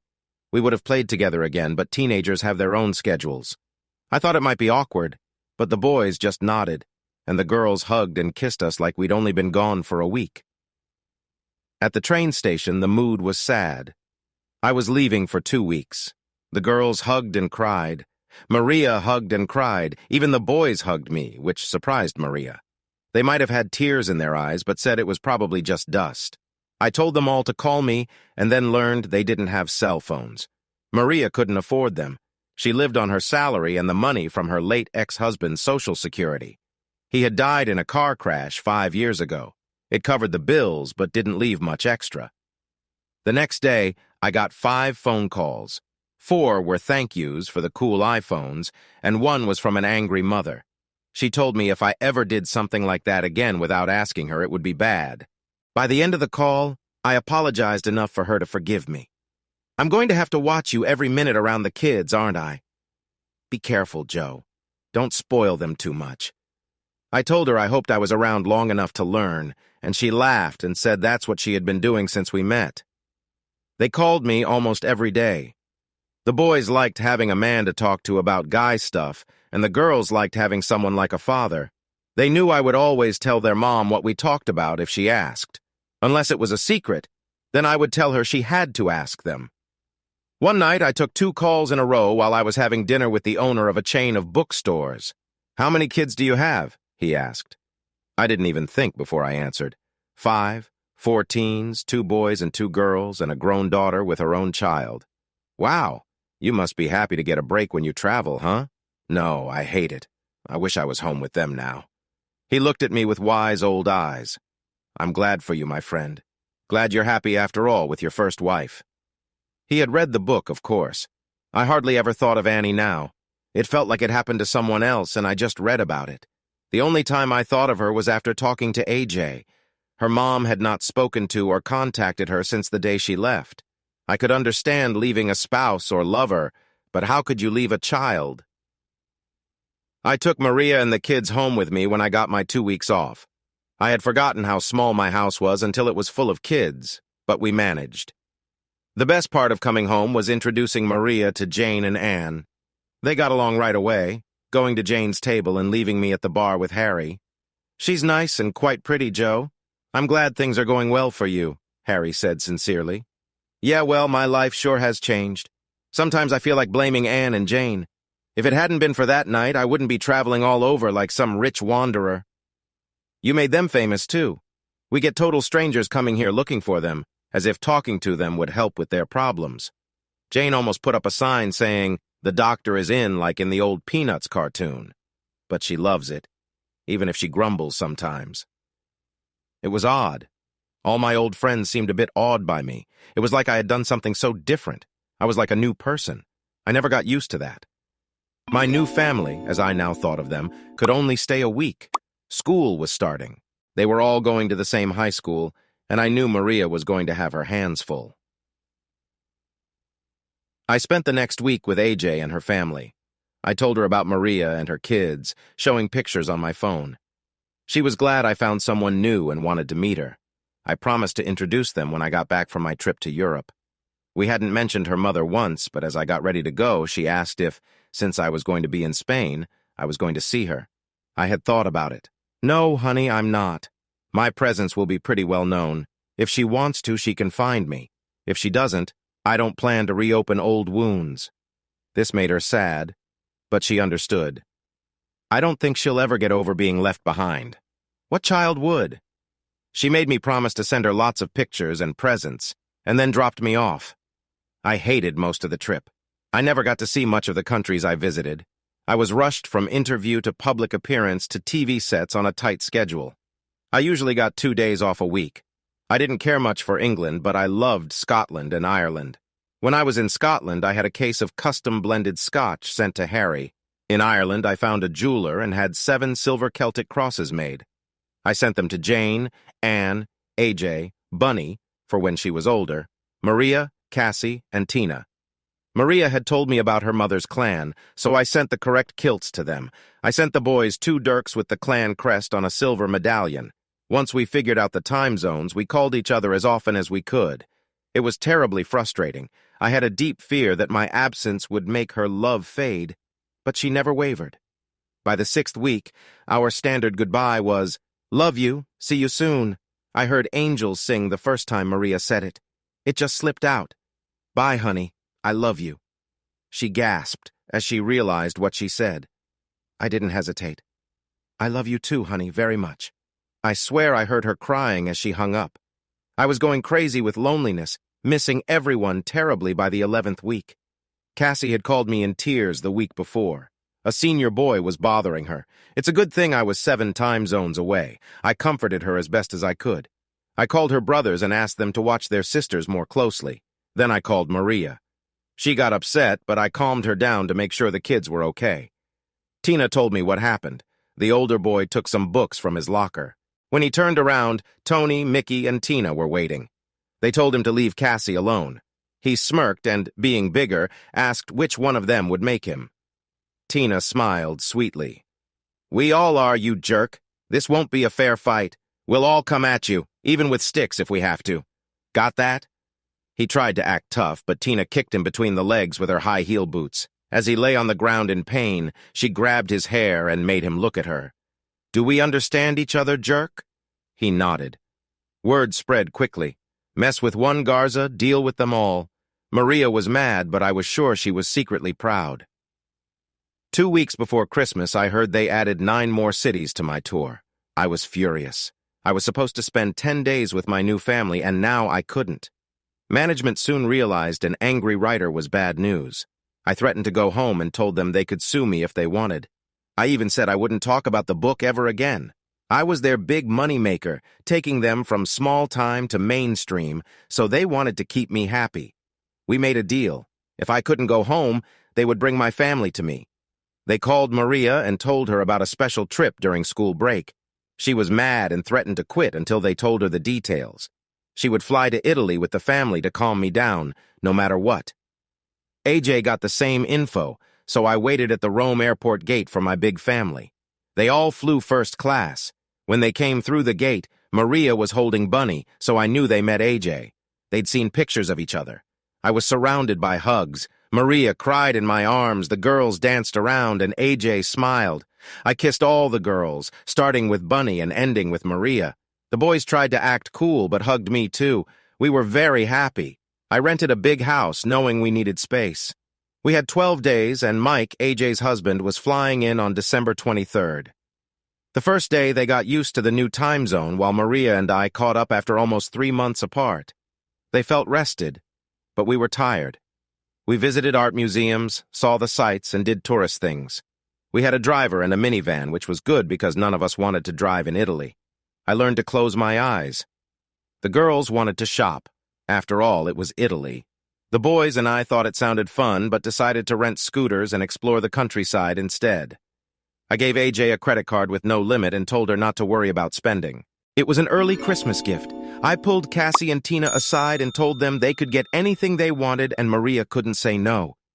If your mom tries to stop you, make sure she buys something too, or I'll send her home. Cassie hugged me and whispered, "Yes, Daddy," then ran off giggling. She didn't know how much her words touched me. The boys and I had a blast. The Vespas were light, easy to ride, and surprisingly powerful. We visited a cheese factory, a winery, and a fruit farm with homemade jams. The scooter's storage came in handy. We ate lunch at a ham farm, ordering extra sandwiches for Maria and AJ. We got back just after the girls. The driver was muttering something like "crazy Americans" while carrying bags into the villa. We helped, carrying as much as we could. I wondered how much it would cost to ship everything home. We got lots of hugs and kisses as they showed off their buys. The boys and I tried to look interested and almost managed. The girls just sighed and put their things away. Maria whispered she had a few things to show me in private, making the clock feel like it was moving slower. I didn't care about the cost. Designer clothes are worth every cent. She was a bit mad when I tore a dress in my hurry, but I made it up to her by insisting she buy 2 more in different colors. We spent a lot of time together, making up for lost time. It wasn't the wild passion of younger years, but a deeper love. Quality over quantity, but the passion was still there. AJ took the kids on several trips for Christmas shopping. Maria and I went out to buy presents for the kids. She had to slow me down. I would have bought everything. Let's keep them grounded, Joe. It'll be hard enough when the girls go back to school in fancy clothes. Christmas morning was a whirlwind of wrapping paper and ribbons. Everyone hugged and loved their gifts. Mike and AJ were speechless when I gave them their final present. First, a college fund for Bunny, $150,000. Then a check for $250,000 as a down payment on a house. They didn't feel secure in their jobs and hadn't bought a house yet. Mike said he couldn't take the money. I had thought about it and gave him my answer. "Mike, if I died and left you the money, would you take it?" He said he would, reluctantly. "Then what's the difference? I have it and want to give it to you." It's just a small part of what I've earned. I won't miss it at all. If it makes you feel better, you can pretend I'm not around." He finally smiled and said, "Darn, I'm really going to miss you." We went to Christmas Mass at the Vatican, led by the Pope himself. Maria was deeply moved. She was serious about her faith. Mike, AJ, and all the kids left on the 27th. The kids were going to spend a few days with them, so Maria and I could have some time alone. It was wonderful. We stayed in and relaxed for the first 2 days. Maria seemed a bit shy when it came to intimacy. I didn't know if it was because of her Catholic background or her ex-husband, who seemed to have lots of issues. She didn't like certain things, which I didn't understand. I helped her feel more comfortable by showing love and care. Sometimes women need to feel treasured and also a bit adventurous, but always in a respectful way. One night, I gave Maria just a bit of wine to make her feel happy and relaxed. Then I asked her if I could tie her hands with some silk scarves just for fun. She agreed, and I tied her hands gently. I massaged her hands and arms, making sure she was comfortable. We had a lot of fun and laughed together, feeling closer than ever before. Before Maria left, we were walking through the shopping areas of Rome and ended up in front of some jewelry stores. The rings in the windows were beautiful, but I wasn't paying much attention. Maria stopped in front of a display that had engagement rings and wedding bands. She had a thoughtful look on her face. I had been thinking about our future for a while, and without hesitation, I knelt down right there on the street. I took her hand. "Yolanda Maria Garza, I love you with all my heart and soul. Will you marry me?" Everyone around us knew what was happening, even if they didn't speak our language. She surprised me. She didn't cry or show any big emotion. She just bent down and kissed me deeply, touching my heart. "It is my greatest wish to marry you, Joseph Allen Williams, but on one condition. We wait a year before marrying. We fell in love quickly, and I want our love to grow slowly. Can you accept that?" Indeed, I could. We went inside the store, and she picked out a set of rings. They were not the most expensive, but they were not cheap either. She wore the ring out of the shop, and I hoped it would stay on her finger forever. As he shared his tale, leaving out the private parts, Barbara had tears in her eyes. "That's a beautiful story, Joe. I hope you both live happily ever after." "So do I, Barbara, so do I. Joe, do you think what you learned from writing your book will help you understand her better?" "Absolutely, but not for the reasons you might think." He looked out over the audience. Writing the book was probably the dumbest idea I ever had. It came from pain, ignorance, and too much alcohol. Remember, I was pretty drunk when I thought of it. Women aren't machines. They're complicated and full of feelings. There's no simple way to understand them all. Guys, you'll get this. Imagine I tried to write the best auto repair manual ever. You'd think it would be easy, right? All cars need fuel, oil, batteries, etc. But what works on a 4-cylinder Ford engine won't work on a 12-cylinder Jaguar. Women are like that. They're unique, like snowflakes. No two are exactly the same. But I do know one thing for sure. I can tell you what every woman in this room is thinking right now. He paused for a moment. They're thinking, "This guy is an idiot. There's no way he knows what's going through my mind." There was some laughter. And they're right. No one can predict a woman's thoughts all the time. Even if we know them well, we can only guess a little, and even that's uncertain. But I can tell you this, communication is key. There's a song from the 80s, one of my favorites, by Marshall Crenshaw. In Someday, Some Way, he sings, "If you can't tell me what is wrong, all I can do is wonder why." That's the main thing. Men don't see everything, and the classic line, "If you don't know what's wrong, I'm not going to tell you," is a big mistake for a woman to make. We don't know what's wrong if you don't tell us. If we did, we'd try to fix it. We're not as in touch with our emotions as you are. Give us a break. Tell us what's wrong. So, no one can understand women completely.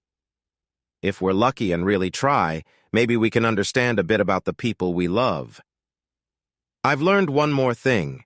You have to pay attention to what's not being said. Sometimes what they don't talk about is the most important thing. Maybe if I had listened more carefully, Annie wouldn't have left. Maybe if she had talked to me a bit more, things would have been different. The saddest thing to me is I didn't know she was unhappy, and she never gave me a chance to fix it. But life goes on. Remember when I talked about the unexpected results of our actions? I'm living proof of that. If Annie had stayed, I would still be a happy engineer, writing my manuals and waiting for retirement. But she left, looking for adventure and change.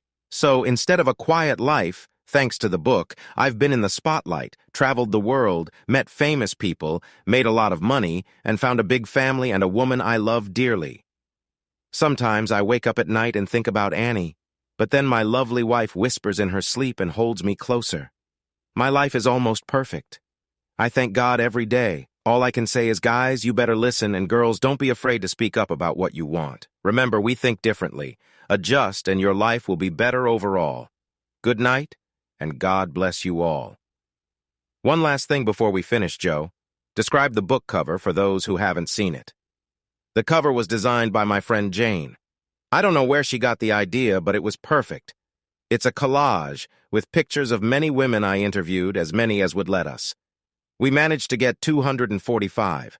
The two largest pictures in the front center are Jane and Annie, the two who inspired all of this. The largest picture on the back, in the center, is the original Annie. I felt I should recognize her because without her, this wouldn't have happened. The applause was loud. Babs noticed many in the audience had serious looks, reflecting on the night's topics. Joe was kind, shaking hands and chatting with small groups. It seemed everyone wanted to thank him and show their appreciation. He may think of himself as an average Joe, she thought, but he was one of the most impressive men she had ever met, certainly the most impressive she had ever interviewed. Well, listeners, that's it, the final segment. I hope you enjoyed it as much as I did. What's next for Joe Williams? Well, his new book, Average Joes, will be in bookstores and online in 6 months. He told me it's 500 Annies in reverse. He interviewed 500 men about love and relationships, and Joe said there were as many surprises in it as in 500 Annies. I can't wait to read it, and hopefully have him on the show to talk about it. Good night, audience. I hope you remember his advice in the coming days. I know I will. This is Barbara Barnes, book report on Word, 86.7 on your dial. Good night. She put her headphones down and left the booth. Mike was waiting for her. You were right, Babs. That was great stuff. I wish I had... That was all he said before she kissed him deeply. When they stopped, she handed him a copy of the book. Read this tonight. We'll talk tomorrow. Night, babe. He stood there shocked, watching her walk away, looking at the book. Wow. Good evening, listeners. This is Barbara Barnes, host of the newly aired book report on PRI, coming from Word, 86.7.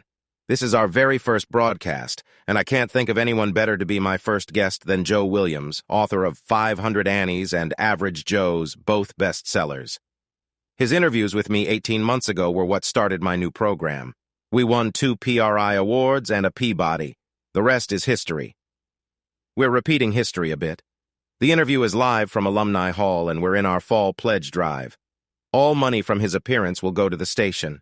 He has donated 500 copies of his latest book, Average Joes, to the pledge drive, and as before, they are all autographed. The hall was full again. Joe could never understand why people found him interesting. He and Barbara were on stage, 2 stools and a spotlight, just as before. Good evening, Joe. It's so good to see you again. How have you been since we last met? I'm fine, Babs. He had learned she liked to be called that. How are you? I understand congratulations are in order. How does it feel to be a newlywed? Wonderful. Listeners, you might not know, but I recently married Mike Perkins, my engineer. It's been 3 wonderful months so far. There was some applause. Joe, I need to confess something. After our last interview, I took your words to heart. I gave Mike a copy of your book, a big kiss, and told him to read it. He did, then we did. Got married, I mean. I owe you a big thanks. He smiled. No problem. I'm sure he would have figured it out eventually. But still, glad I could help. Speaking of newlyweds, how's your wife, Maria? She and the kids are doing fine, thanks for asking. Smoothly moving into the main part of the interview, she asked how his new book was doing. Oh, it's doing great. It's not as powerful as 500 Annies, but it's still a good read, and it is a bestseller. Yes, it is. I enjoyed it very much. Did you know both books are required reading at some colleges? No, I didn't, Babs. I do know they got some nice reviews. Babs had done her research. Indeed, they did. Cosmo, Vanity Fair, Modern Woman, and many other women's magazines gave them high marks. Cosmo said, These books should be read by anyone who has ever been in a relationship. That pretty much includes all adults. Men's Health, GQ, and most men's magazines agree. Oprah talked about them on her show. You were almost Time Magazine's Man of the Year last year. Has that changed anything for you? Well, at first, yes. But where my family lives now, people barely notice.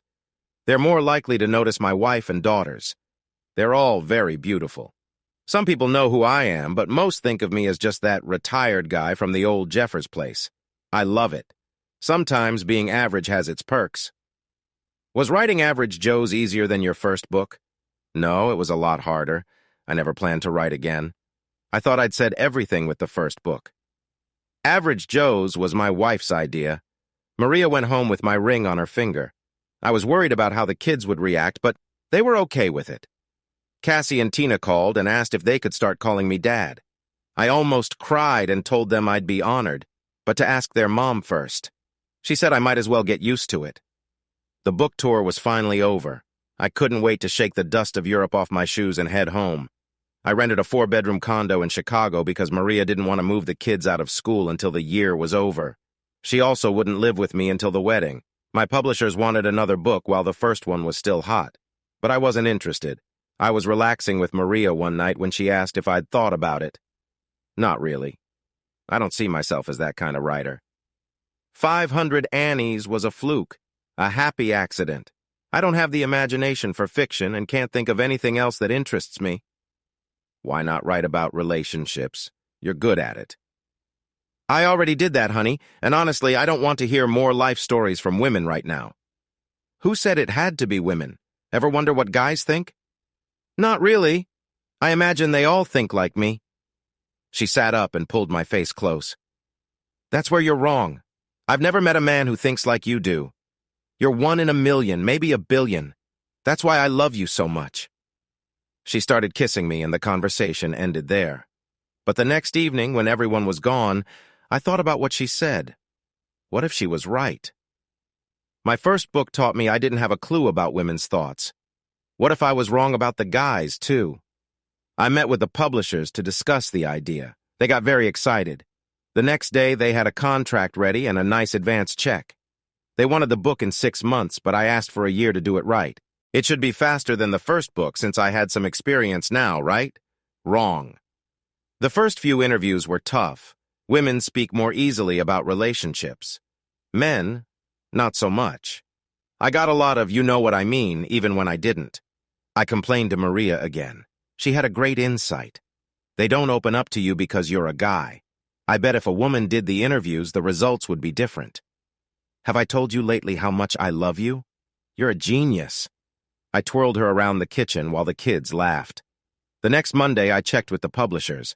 They liked the plan. Maria was an assistant editor, good at fact-checking and research. She was perfect for the job. I went home a few days each month to check on my house and see old friends. This time, when I walked into Harry's, I had a mission. I asked Annie and Chad to meet me there and had Harry get someone to watch the bar. We met at Jane's table. After catching up, I explained my plan. At first, they were unsure, but after more discussion, they agreed to try it out. I needed women to do the interviews. I would listen to them and put the data together, just like before. With 3 interviewers, it should go faster. Of course, they would be paid well. Anne wanted to refuse, but I told her if she didn't take the money, someone else would. I knew things were tight for them. Chad's company had downsized, and he took a pay cut to keep his job. They had 2 kids in college and could use the money. I don't want you to go alone, so Chad will come with you in the background. He'll get paid, too. Do them on the weekends. It'll be a lot easier then, and you'll have to travel. I've noticed you get more honesty when people don't know you. Here's a recorder and a credit card under my company's name. I set up a corporation because my accountant and lawyer said I should. Put all your expenses on it, meals, hotels, even coffees. It'll go on my expense sheet and I can write it off on my taxes. Don't be cheap either. The more you spend, the bigger the tax deduction. I turned to Jane. I was a bit worried because of her disability, but she'd be using her mind, not her body. Jane, are you interested? Same deal as Annie, but fitted around Harry. I had talked to Harry earlier, and he thought it was a good idea. Not just because of the money, they were doing okay. The thing about a bar is, When the economy's good, people drink to celebrate. When it's bad, they drink to forget. So the bar always makes money. Harry wanted something to get them both out of the bar for a while. He thought they were spending too much time there. We talked a bit, sorting out the details. Before I left, they wanted to know why I picked them instead of professionals. I don't want pros. I want people with open minds. Pros will analyze what they think you want and try to give it to you. You guys won't. Besides, I said, grinning, you're partly responsible for all this. Think of it as cleaning up a mess you helped make. I was a bit nervous explaining my idea. Actually, her idea to her. I did it over lunch at one of her favorite spots, a little place I found by accident that made Cuban dishes. She said it reminded her of when she was a kid, and her mom would make the dishes her dad liked so much. I mentioned how much we liked the restaurant in an interview, and business picked up a lot. The owners loved us. Our picture with them was on the wall. I had a hard time paying for meals and finally told Antonio if he didn't let me pay, I wouldn't come back. That scared him enough to stop. She loved the idea. She'd still work for the publisher, but I would pay her salary. The kids loved it too, because when we traveled on weekends, we almost always took them with us. Travel plans worked out well. My agent and lawyer got me a good price for the movie rights. 3 studios wanted them. The winning studio was going to film in Toronto because it was cheaper than the U.S. They hired me as a technical advisor to help the screenwriter understand what I was thinking during different parts of writing the book. To be honest, I was really uncomfortable with my life being made into a movie. I still couldn't understand why anyone thought someone like me would be interesting. Anyway, it meant I would spend at least 2 months during the summer in Canada, and Maria and the kids were coming with me. Babs interrupted when he mentioned the movie. What did you think of the movie? I thought it was very well done. They didn't change much from the book because the screenwriter thought the story was good as it was. Did you like the casting? I thought it was brilliant. They deserved the Golden Globe they got. I thought they'd use very attractive actors, but they didn't. Later, I found out there was a lot of fighting to get parts. It came down to John C. Reilly or William H. Macy to play me.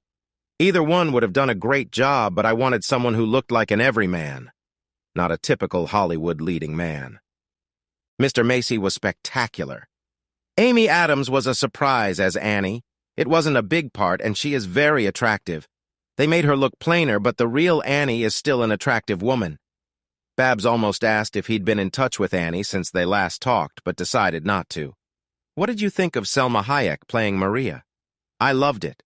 Both are very attractive ladies. They actually became friends. You have no idea how surprised I was to walk into our house one day and find them cooking together in the kitchen. The kids were blown away. He paused for a moment. I guess what surprised me most were the fierce competitions for cameo roles of some of my interviews. I heard Sally Fields really wanted to play Annie 337. Beyonce Knowles was great as the abused Annie, and the newcomer who played Annie 499 surprised everyone with her performance. It led to several good roles for her later. Babs jumped in again. Let's look at some numbers. It was the top-grossing film of the year. It won Golden Globes for casting, screenwriting, Best Supporting Actress for Miss Hayek, Best Leading Man for Mr. Macy, and Best Cameo for Sally Fields and newcomer Janny Pruitt. At the Oscars, it was nominated for Movie of the Year, Best Actor, Best Supporting Actress, Screenwriting, and Casting. Miss Hayek won. Mr. Macy was just barely edged out. The screenwriter and casting directors all won. I understand you and your wife were there. Yes, it was another surreal moment in my life. Maria looked stunning, dressed to the nines. I was in a tux and didn't look too bad myself. But on the red carpet and at the after-party, they ignored me and wondered who she was. She was embarrassed, but I thought it was funny. I watched the show. She was stunning. How did it feel being one of the presenters? Again, it was unreal. I only did it as a favor to the director, and I was really happy when Bill won the award for Best Screenplay based on my book, Joe said. Are there any plans to make Average Joes into a movie? I'm not sure. The same studio that made 500 Annies bought the rights, but who knows if they'll do anything. Let's hope they do. If it's even half as good as the first, it'll be worth watching. Turning back to the topic of writing, she asked Joe what he thought was the main difference between writing the two books. As I said, this one was tougher. Men don't talk about their feelings as much as women. During the interviews, I tried to listen to what they weren't saying. It's strange. Women sometimes expect men to understand their moods and feelings without saying anything. Men, on the other hand, think women should just know they love them without needing to say it. Women look for constant reassurance, but men think they don't need to say a word because their love should be understood. He laughed. I tell you, Babs, if humans didn't have such a strong need to be together, we would have disappeared off the planet thousands of years ago. The audience laughed. I agree with you on that, Joe. I've been married for 3 months, and already it's like pulling teeth to get him to say he loves me. She turned toward the side of the stage where Mike had his equipment set up and stuck her tongue out. The stage crew shone a light on him, and he looked like a deer caught in headlights. I'm glad I don't have that problem. I'm happy to say I love you often. Whether he'll admit it or not, Babs, we men like to hear it, and I think you just proved your point. Babs was looking at Joe and didn't see Mike approach her. He took her head in his hands, gave her a big kiss, and then grabbed her microphone. I love you, Barbara Barnes Perkins, and I will until the day I die. There, now it's recorded forever. Babs blushed but smiled. Joe was close enough to see the tears in her eyes. The crowd cheered. Joe chuckled as Mike gave back the microphone. Thanks, Mike. Glad we cleared that up. And Babs, promise me you'll keep that in when you rebroadcast this. Are you kidding? I'm going to put it on my phone as his personal ringtone. More laughter. Would you like to take a few questions from the audience, Joe? Sure, I always get surprised, and sometimes it's fun. A stagehand passed a wireless mic to the audience. The first question came from a woman around Joe's age. I've seen your new wife. She's very beautiful. Do you ever compare her to Annie? Joe thought for a moment before answering. Wow, that's a tough one. No, I don't. It wouldn't be fair. Annie was quiet in her last years, and she wasn't very expressive. Maria is different. She's vocal and likes to touch. We're almost always holding hands or brushing up against each other. If she doesn't like something, she says it quickly, and if she likes something, she says it even quicker. I usually know exactly where I stand with her. Whatever is on her mind comes out of her mouth. I like that. It makes my life easier. Annie and I were together when we were young. Maria and I got married when she was almost 48 and I was 54. To really compare them, I would have needed to have the same experiences with both, and I didn't. And I'm glad. The memories I have of Annie, both good and bad, can't compare to the new memories Maria and I are making. Well, I guess I did just compare them. The woman smiled. I remember you saying she's half Cuban and half Irish, both known for sometimes having tempers. Does she have one? Yes, she does. But luckily I've only seen it once, and that was enough. We talked about it, and I'm sure it won't happen again. After the Christmas break, Maria went back to work. The women noticed the ring right away and loved it. The fact that she got engaged in Italy added a romantic touch. She also put an announcement in her hometown paper, and the Sun-Times added it to their celebrity column. My lawyer didn't find out I was engaged until March, when I stopped by to sign some papers. I told her I might change my will in a few months because my family was getting bigger, and I wanted to make sure everyone was taken care of. Instead of congratulating me, she got very upset. You did what? Why didn't you call me first? I was confused. Why should I have called you? Did I need your permission to fall in love? No, but you went into it unprotected. Now she'll expect all sorts of things. Never mind, I'll draft a prenup to cover it. Why would I need a prenup? I plan to spend my life with her. If it does go bad, we'll split up and she'll get half. I can't imagine that happening. She looked at me coldly. I bet you never thought your first wife would leave you after taking your money, but she did. And if you go into this without a prenup, if she gets a good lawyer like me, she could end up with almost everything. That hurt a lot. I told her I'd think about it. She got me to agree to let her do some preparation, and I'd get back to her soon. Then I promptly forgot. She was smiling like a shark when I left. The work on the book was going well. The girls were handling about 15 interviews a week, much faster than I could do on my own. Annie and Jane seemed to be having a great time. They told me that the weekend trips were really good for their relationship. I jokingly told them to stop talking before they shared too much. I didn't want to feel like I was paying for their mini honeymoons. Jane teased that she had some videos she wanted to show me. I can't walk well anymore, but if I lie down, I can still keep up with others, she joked. Annie's laughter echoed when I hung up the phone. In mid-April, my happy world fell apart. I didn't see Maria on Friday. I was told she took a day off. When she and the kids didn't get off the train at the usual time, I wasn't too worried. Sometimes school activities made them late. But when the last train came and went, I started to worry. None of them were answering my calls. Finally, around 10, Tony picked up his phone. "Where are you guys?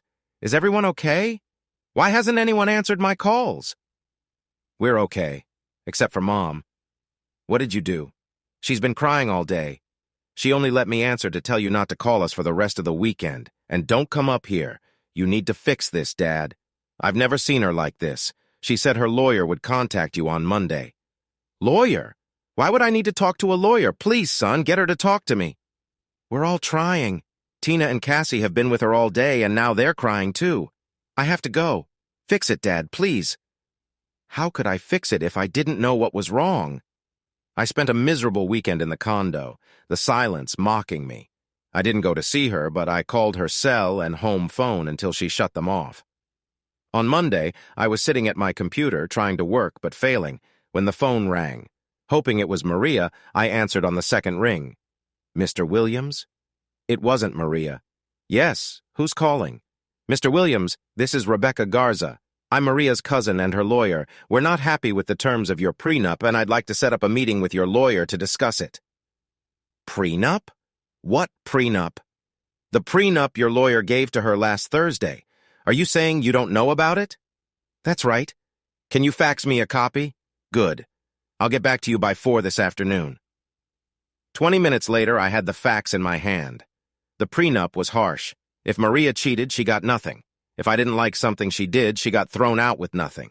If I decided to end the marriage, I kept everything, and she got $100,000 at most. I needed to see my lawyer. I almost broke the door to her office when I got there. I threw the fax at her and asked if she did it. I think she was scared. "Yes, you told me to look into it. You never got back to me, so I thought you wanted me to handle it." "You thought wrong. If I lose her over this, I'll sue you for every reason I can think of. You'll be so busy fighting me that you won't be able to work. As soon as one case ends, I'll start another." She looked really frightened now. "Please, Mr. Williams, I'm sure I can fix this. What do you want me to do? Whatever you say, consider it done." For the next 5 hours, she listened and took notes. She looked like she wanted to object a few times, but didn't. I told her I wanted the new draft by noon tomorrow. Then I would set up a meeting with Maria and her lawyer. She was not to contact Maria or her lawyer until I said so. I called Miss Garza and set up a meeting without Maria or my lawyer. She seemed a bit uneasy. "Look, if you think it's wrong, don't do it, but I really think it's best if I meet with you. If at any time you say stop, I'll leave right away. Please, Miss Garza." She finally agreed, but said another lawyer would be there just in case. I would have agreed to anything. The next evening, I was waiting at Grant City Station. The memories made me sad. A car pulled up and a tall blonde woman called my name. "Mr. Williams? I'm here to take you to our office. My name is Whitney. Rebecca and I work together. She's busy and couldn't come, so I agreed to pick you up." It was quiet in the car for a few minutes, then she suddenly spoke. "I read your books. I wish they had been around 10 years ago. They would have helped me a lot."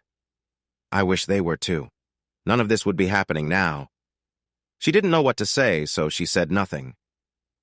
Rebecca reminded me a lot of Maria in her mannerisms and her face. But they were both beautiful in different ways. Rebecca was taller and well-built, not like Maria's earth goddess shape. I could imagine many people had admired her over the years. She wasn't married. I wondered why. Oh well, not my business. I had my own relationship to save.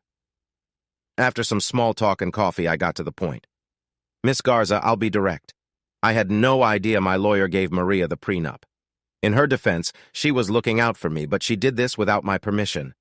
I've fixed that mistake. I have a new proposal which I hope Maria finds acceptable. But to be clear, there will be no negotiation. She either accepts it as it is, or the marriage is off." I could see Miss Garza getting angry. I raised my hand to stop her. Miss Garza, before you say anything, please read through the document. All I need from you tonight is that you will show this to Maria and that she will come to the meeting. Actually, as you will see in the papers, if she doesn't come, the relationship is over. I'll wait while you look them over. If you think your client can accept that, set the meeting. I sat quietly while she read the document. At first, her brow furrowed, and she reread several pages before passing them on to Whitney. By the end, she was smiling, and Whitney even giggled twice. She looked much nicer when she smiled. Finally, she leaned back in her chair and looked at me with those cool eyes. Mr. Williams, you are quite the deceptive man. No wonder you surprise everyone you meet. Oh yes, when I found out who you were, I looked up every interview you ever did. Due diligence, you know. The radio interviews were quite good. She stood up to shake my hand.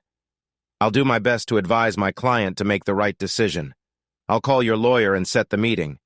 Don't be too hard on her. She's quite good, and had your best interests at heart. I'm surprised she agreed to this. I let the friendliness slip off my face. I didn't give her a choice, Miss Garza. I threatened to ruin her if she didn't. She actually flinched. Then she smiled that big smile. Like I said, more to you than meets the eye. I'm glad you didn't become a lawyer. See you soon, Mr. Williams. Whitney was a lot friendlier on the trip back. She asked for, and I promised her signed copies of my books for her, and surprisingly, for her ex-husband and his new wife.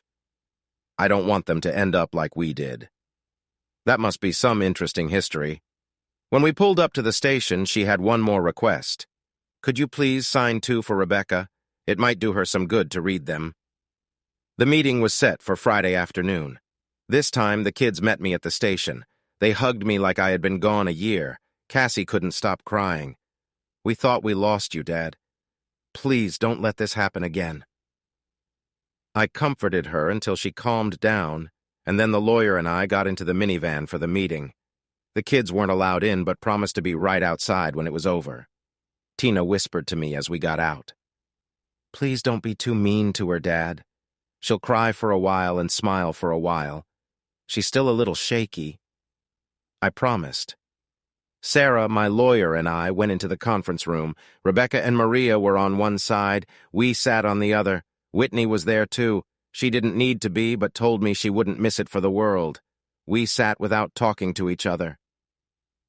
Mr. Williams, Rebecca smiled. My client accepts the terms of the prenup and promises to honor them. First, though, I think Miss Jenkins has something to say. My lawyer faced Maria. I apologize, Miss Garza, for causing you pain. Please remember I was acting in the best interests of my client, just as I will for both of you after you marry him. Maria smiled and patted her hand gently.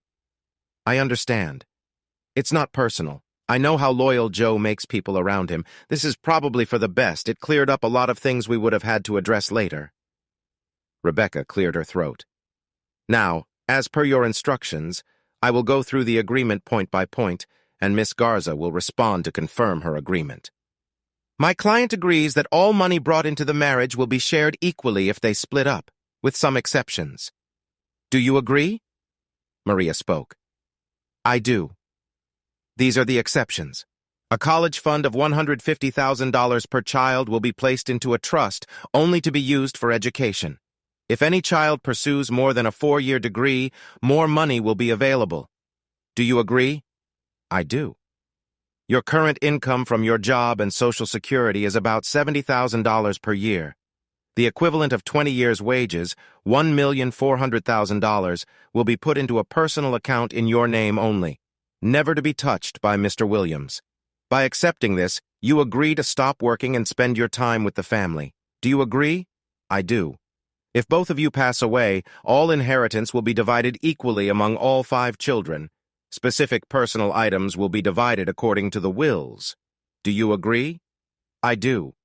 If there are more grandchildren and funds are available, an educational trust fund will be established. Do you agree? I do. Mr. Williams has decided not to wait for the agreed year of engagement. Your actions have made him reconsider, and if you truly love him, you will be married no later than June 30th this year. Do you agree? Maria sobbed for just a second. Do you need a moment? She shook her head. No, I'll be fine. How do you respond to the last condition? I do, I will, you know what I mean. At this point, Mr. Williams would like to speak. Remember, you are not to speak to him except to answer questions. I faced her. Maria, I love you more than I thought I could ever love a woman, even more than Annie. You hurt me badly. You know she left because she wouldn't talk to me, and now you do the same thing. I can't handle that again. If you can't talk to me, if you won't tell me what's wrong, we can never fix it. I want your solemn word, on the cross you wear around your neck, that you will never do this again. Can you do that? Be warned before you answer. If this happens again, I will leave you. There will never be another chance. What do you have to say? She shook violently. I thought maybe she was going to faint and instantly reached for her. She waved me off and reached into her blouse to pull out the cross, the little silver Celtic one I had given her. She kissed the cross. I promise by this cross and what it stands for, I will always talk about our problems, and I will never act like I did this week again. She kissed the cross again and put it back. I smiled for the first time in a week. I believe you, honey. Now let's discuss 2 more things and we can move on. Rebecca continued, her eyes wet with tears. Mr. Williams wants the right to adopt any of your kids who agree to it. Do you agree? I do.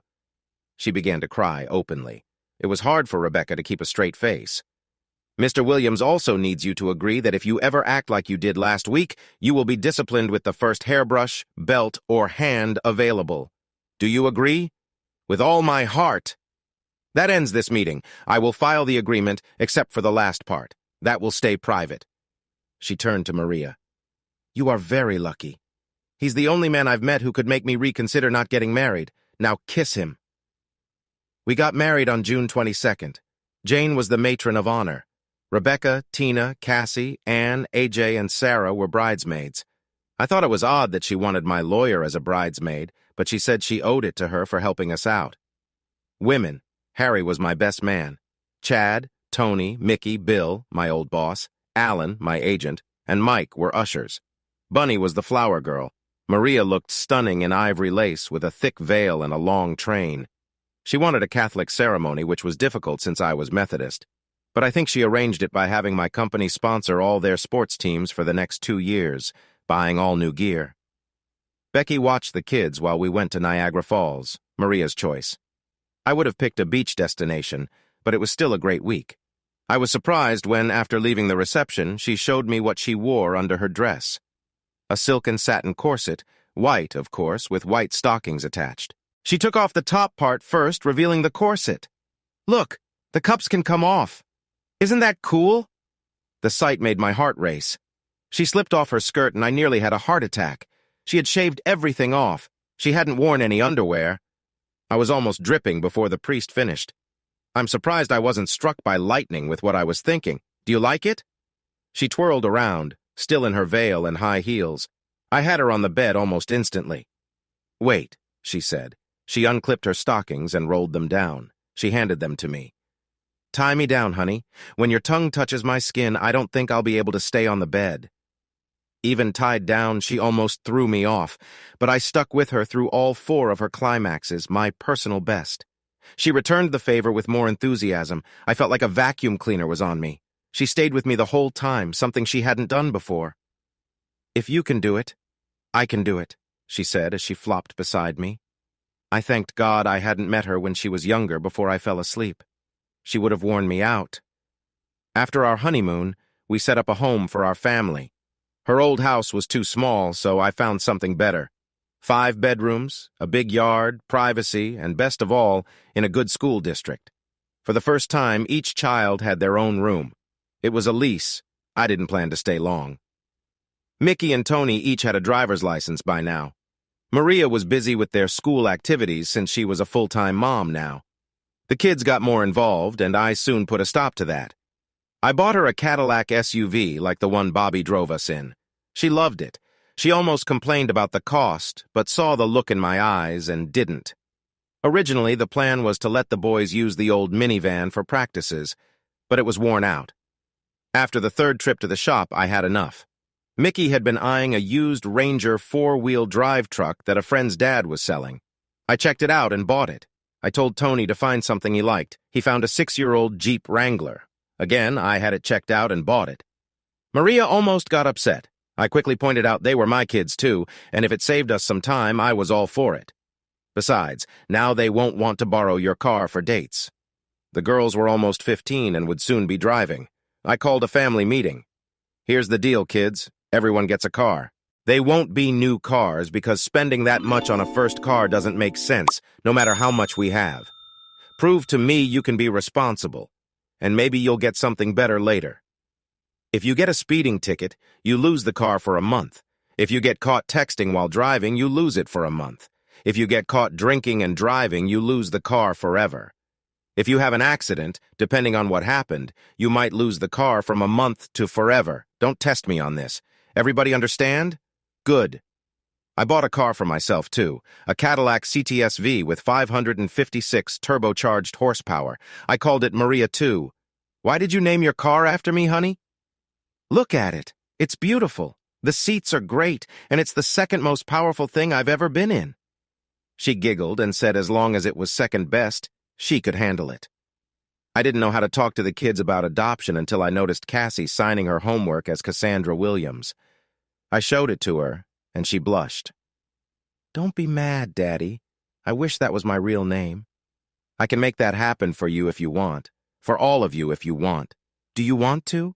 As much as I wanted to marry your mother? She screamed with joy. The whole family came running. She tried to explain but couldn't stop crying. Kids, I just told Cassie I want to adopt her. Not just her, but all of you. Think about it and let me know. The girls agreed right away. The boys took nearly 20 minutes. Mickey finally said with his usual cool, I'm okay with that. It wasn't always easy. They hadn't had a man in the house for years, and I wasn't used to having a noisy, full house. But we learned to live together and care deeply for each other. Another time, someone asked me a tough question during a talk. Have you spoken to your ex-wife since your books came out? If so, what does she think about them? I took my time to answer. My ex-wife hasn't talked to me since the day before she left. I don't know what she thinks about my book or my life now. She chose her path, and I respect that. What I didn't say was that I had spoken to her. When the book came out, I was on a publicity tour. Thanks to a new movie, I was more popular than ever. But this time, I had more control. Everything was smooth until we started the European part of the tour. Jane, Anne, Harry, and Chad spent 2 weeks with us in France, England, Germany, and Spain. Jane, Maria, and Anne even spoke about the research on British TV. I had a lot of money then, so I didn't worry about costs. We took the whole family.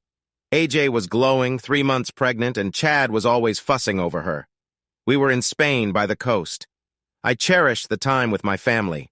One day I came in to find the guys looking at me with funny grins. What was that about? Bunny, who was just 4, ran into my arms. I picked her up and swung her around. What did you do today, my cute little bunny? We went to the beach, Pop.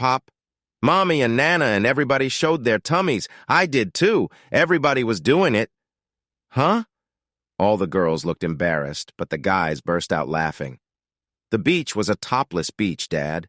We didn't know until we got there, and Bunny ran off before we could stop her. The man wouldn't let us in until we took off our tops. We could have sent the guys, but I was in full mommy mode and didn't hesitate. When I caught her and turned around, there was the whole family, so we stayed. AJ was beet red. I looked at the guys, trying not to laugh. You guys, going without me? Chad struggled to keep a straight face. All I can say, Joe, is you're one lucky man. Everyone burst out laughing again. Don't worry, man. I got plenty of pictures, gasped Harry. No, wailed all the girls. Mike piped up. Don't worry, we didn't take pictures, but there were plenty of other people who did. You might want to check some Spanish websites, you know? That set us off again while the girls looked horrified. Later, Maria asked if I was mad. A little, I guess. But as long as everyone knows it's private, I can handle it. Sorry, honey. You might not get to touch them for a few days. I was too embarrassed to put sunblock on them, and they're a bit burned. It was a great holiday, but soon reality called, and they had to leave. Mickey and Tony went with Mike, leaving just the girls and me. This was planned. Just before we left, AJ called me. Dad, I need a favor. Sure, honey. You know I'll do anything for you. You might not want to do this. Dad, I want you to find Mom. I need to show her Bunny and tell her she's going to be a grandmother again. And I need to ask her why. Why did she leave us? I was quiet for a moment. Are you sure? What if she rejects us again? Can you handle that? I don't know, but I have to try. Please, Dad, I sighed. All right, I'll see what I can do. It was fairly easy to find her. I hired a detective agency in Madrid. They found her using her social security number. She was working as a tour guide in a small coastal town. It seems like you have to file taxes everywhere these days. I read the report in London. Her lover had left her after 9 months, probably over money. She was apparently broke. She had invested her money in the Spanish stock market. Their economy had dragged down with the surrounding countries. She had a bit left, but not enough to last long.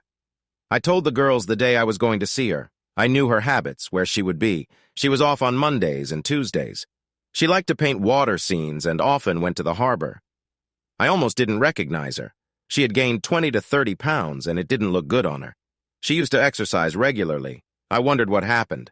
Her hair was much shorter and tied with a kerchief. She set up her easel and picked a half-finished canvas.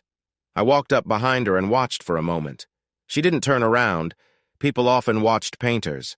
You know, Anne, one of the things I regret most were the costs of your lessons. You were never any good, and I don't see any improvement. She grimaced, feeling like she had been hit, and smeared her painting but didn't turn around. She just kept cleaning the smear. Anne, would it hurt you to acknowledge me? Here's something you might care about. I'm here for our daughter. Remember her? She's pregnant again, and it's a boy this time. Bunny is 4 now, full of energy. I can set up a meeting with her. I'll stay far away, I promise. She didn't turn. She just cleaned the canvas more. I wanted to grab her and yell at her, but I didn't. If she felt that way, fine. Damn you, Anne. Maybe I can understand you leaving me. People fall in and out of love, but AJ, your child, you mostly raised her alone while I worked. Doesn't it bother you that she still cries over you? She hunched her shoulders and kept painting. Okay, Anne, have it your way. I'm leaving this envelope on the bench. It's got pictures of Bunny growing up and some of AJ as she grows into a woman. The hotel address and her number are on the front. We'll be here until the end of the week. And guess what, Anne? I've found someone. I'm deeply in love. I have 4 new kids now, the big family you always wanted. I adopted them. Just imagine, it could have been us. Because of you, I got everything you wanted. Wealth, travel, adventure. Too bad it wasn't with you. I stood there for a second, watching her. Did I still love her? No. I felt only a deep sadness, thinking about how to tell AJ. I didn't say another word. I just walked away. Finally, her ghost was gone. All I could think of was Maria holding me. I shook my head when I walked back into our suite. I tried, AJ. I really tried. She wouldn't talk to me, wouldn't even look at me. I left the packet you gave me with her. Maybe she'll reach out. I'm sorry, baby. She broke down crying while Maria held her and the girls comforted her. Damn, Anne. I think that moment killed her hope. I had tears in my eyes and started to go to her when Maria stopped me. I went for a walk. The next day, Maria came to me. Tell me where she is. I'll make that miserable woman talk to our daughter if I have to force her. I had never seen such fire in her eyes. Are you sure? It might hurt AJ more. It can't hurt her worse. She needs closure. I'll take the girls with me to keep me calm. I gave her the address, told her where she might be during the day, where she worked, and arranged for a driver. I hoped I was doing the right thing. They looked for 9 hours. She wasn't in her apartment or at the harbor, not at work, not at the cafe she liked. Good thing Maria and the girls spoke Spanish. They found out she had quit her job and moved out. No forwarding address. They came back sad. I tried to comfort AJ, but she just shrugged. It doesn't matter anymore, Dad. I'm going home. I need Mike. She was on a plane the next morning. Maybe that was for the best. The hotel manager called me at noon saying I had a package. I went down. It was the packet I left with Anne, unopened. Another man had the microphone. Are you working on another book? If so, when will it be out? No, and I probably won't. The first book was great, the second good. I think it's time to stop before the third one fails. Babs butted in. But you're still writing. I've read your essays in the Wall Street Journal and the Sun-Times. You're also a sought-after public speaker. Is this your new career? Yes, pretty much. It keeps me busy and out from under Maria. The man with the mic asked, So you're semi-retired now? Joe laughed. As retired as I can be with 4 teenagers at home, I can't let Maria do it all. What's the point of being married then? Babs seemed sad. So, Joe, think you'll ever be back on the show? He laughed. I didn't think I'd be here the first time. Who knows? Maybe I'll come up with something to keep the board entertained for a bit. We'll see. Before we end, do you ever hear from the Annies you interviewed? Interesting question. I hear from some. Others have disappeared. Some have died. But a group of them started a website. Jane and Annie run a blog about Annies. It started by accident. I couldn't answer all the emails, so after her interviews, I asked Jane for help. What should I say to them?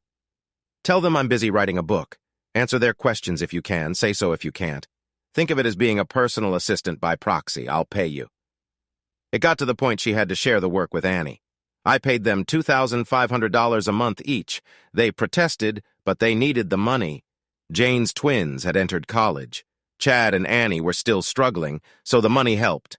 It was worth every penny. At first, it was just for the original Annies. They exchanged greetings, recipes, gossip. They sent cards when one was sick, flowers when one died. It became a sisterhood.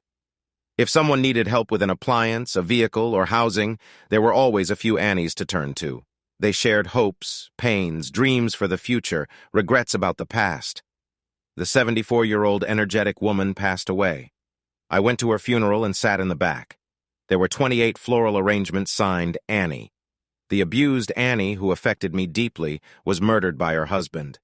I donated $200,000 to a battered women's shelter on the condition that they name it after her. Her husband got 15 years in prison, but he might get out in 8. Annie, 499, became the group's official mascot. She didn't own a computer and used public libraries. Some Annies sent her 2 laptops and 2 desktops. Another Annie paid her internet bills. When she and her husband moved into a new place, a single wide trailer, they got so many linens, towels, and small appliances that she had to donate some back. They needed a car, so a wealthy Annie paid to fix up a donated car and left it in her yard. When her first child, Joseph William, was born, they had an online baby shower. She got so many gift certificates for diapers that she had to give some away. The clothes, car seats, and baby toys they received could have filled a truck. Many women wanted to join. Jane had an idea. The first Annies formed the Inner Circle. There are now 139,000 Annies, and about 300 more join every week. It costs $1 a month to be an Annie, and the money helps any Annie in need. If you can't pay, another Annie will sponsor you. The group became so powerful that even a national politician described a new program as having Annie values. It's very humbling, Babs. My work has touched so many. Lives have been changed, I hope for the better, all because an average man got his heart broken. Babs was almost in tears again.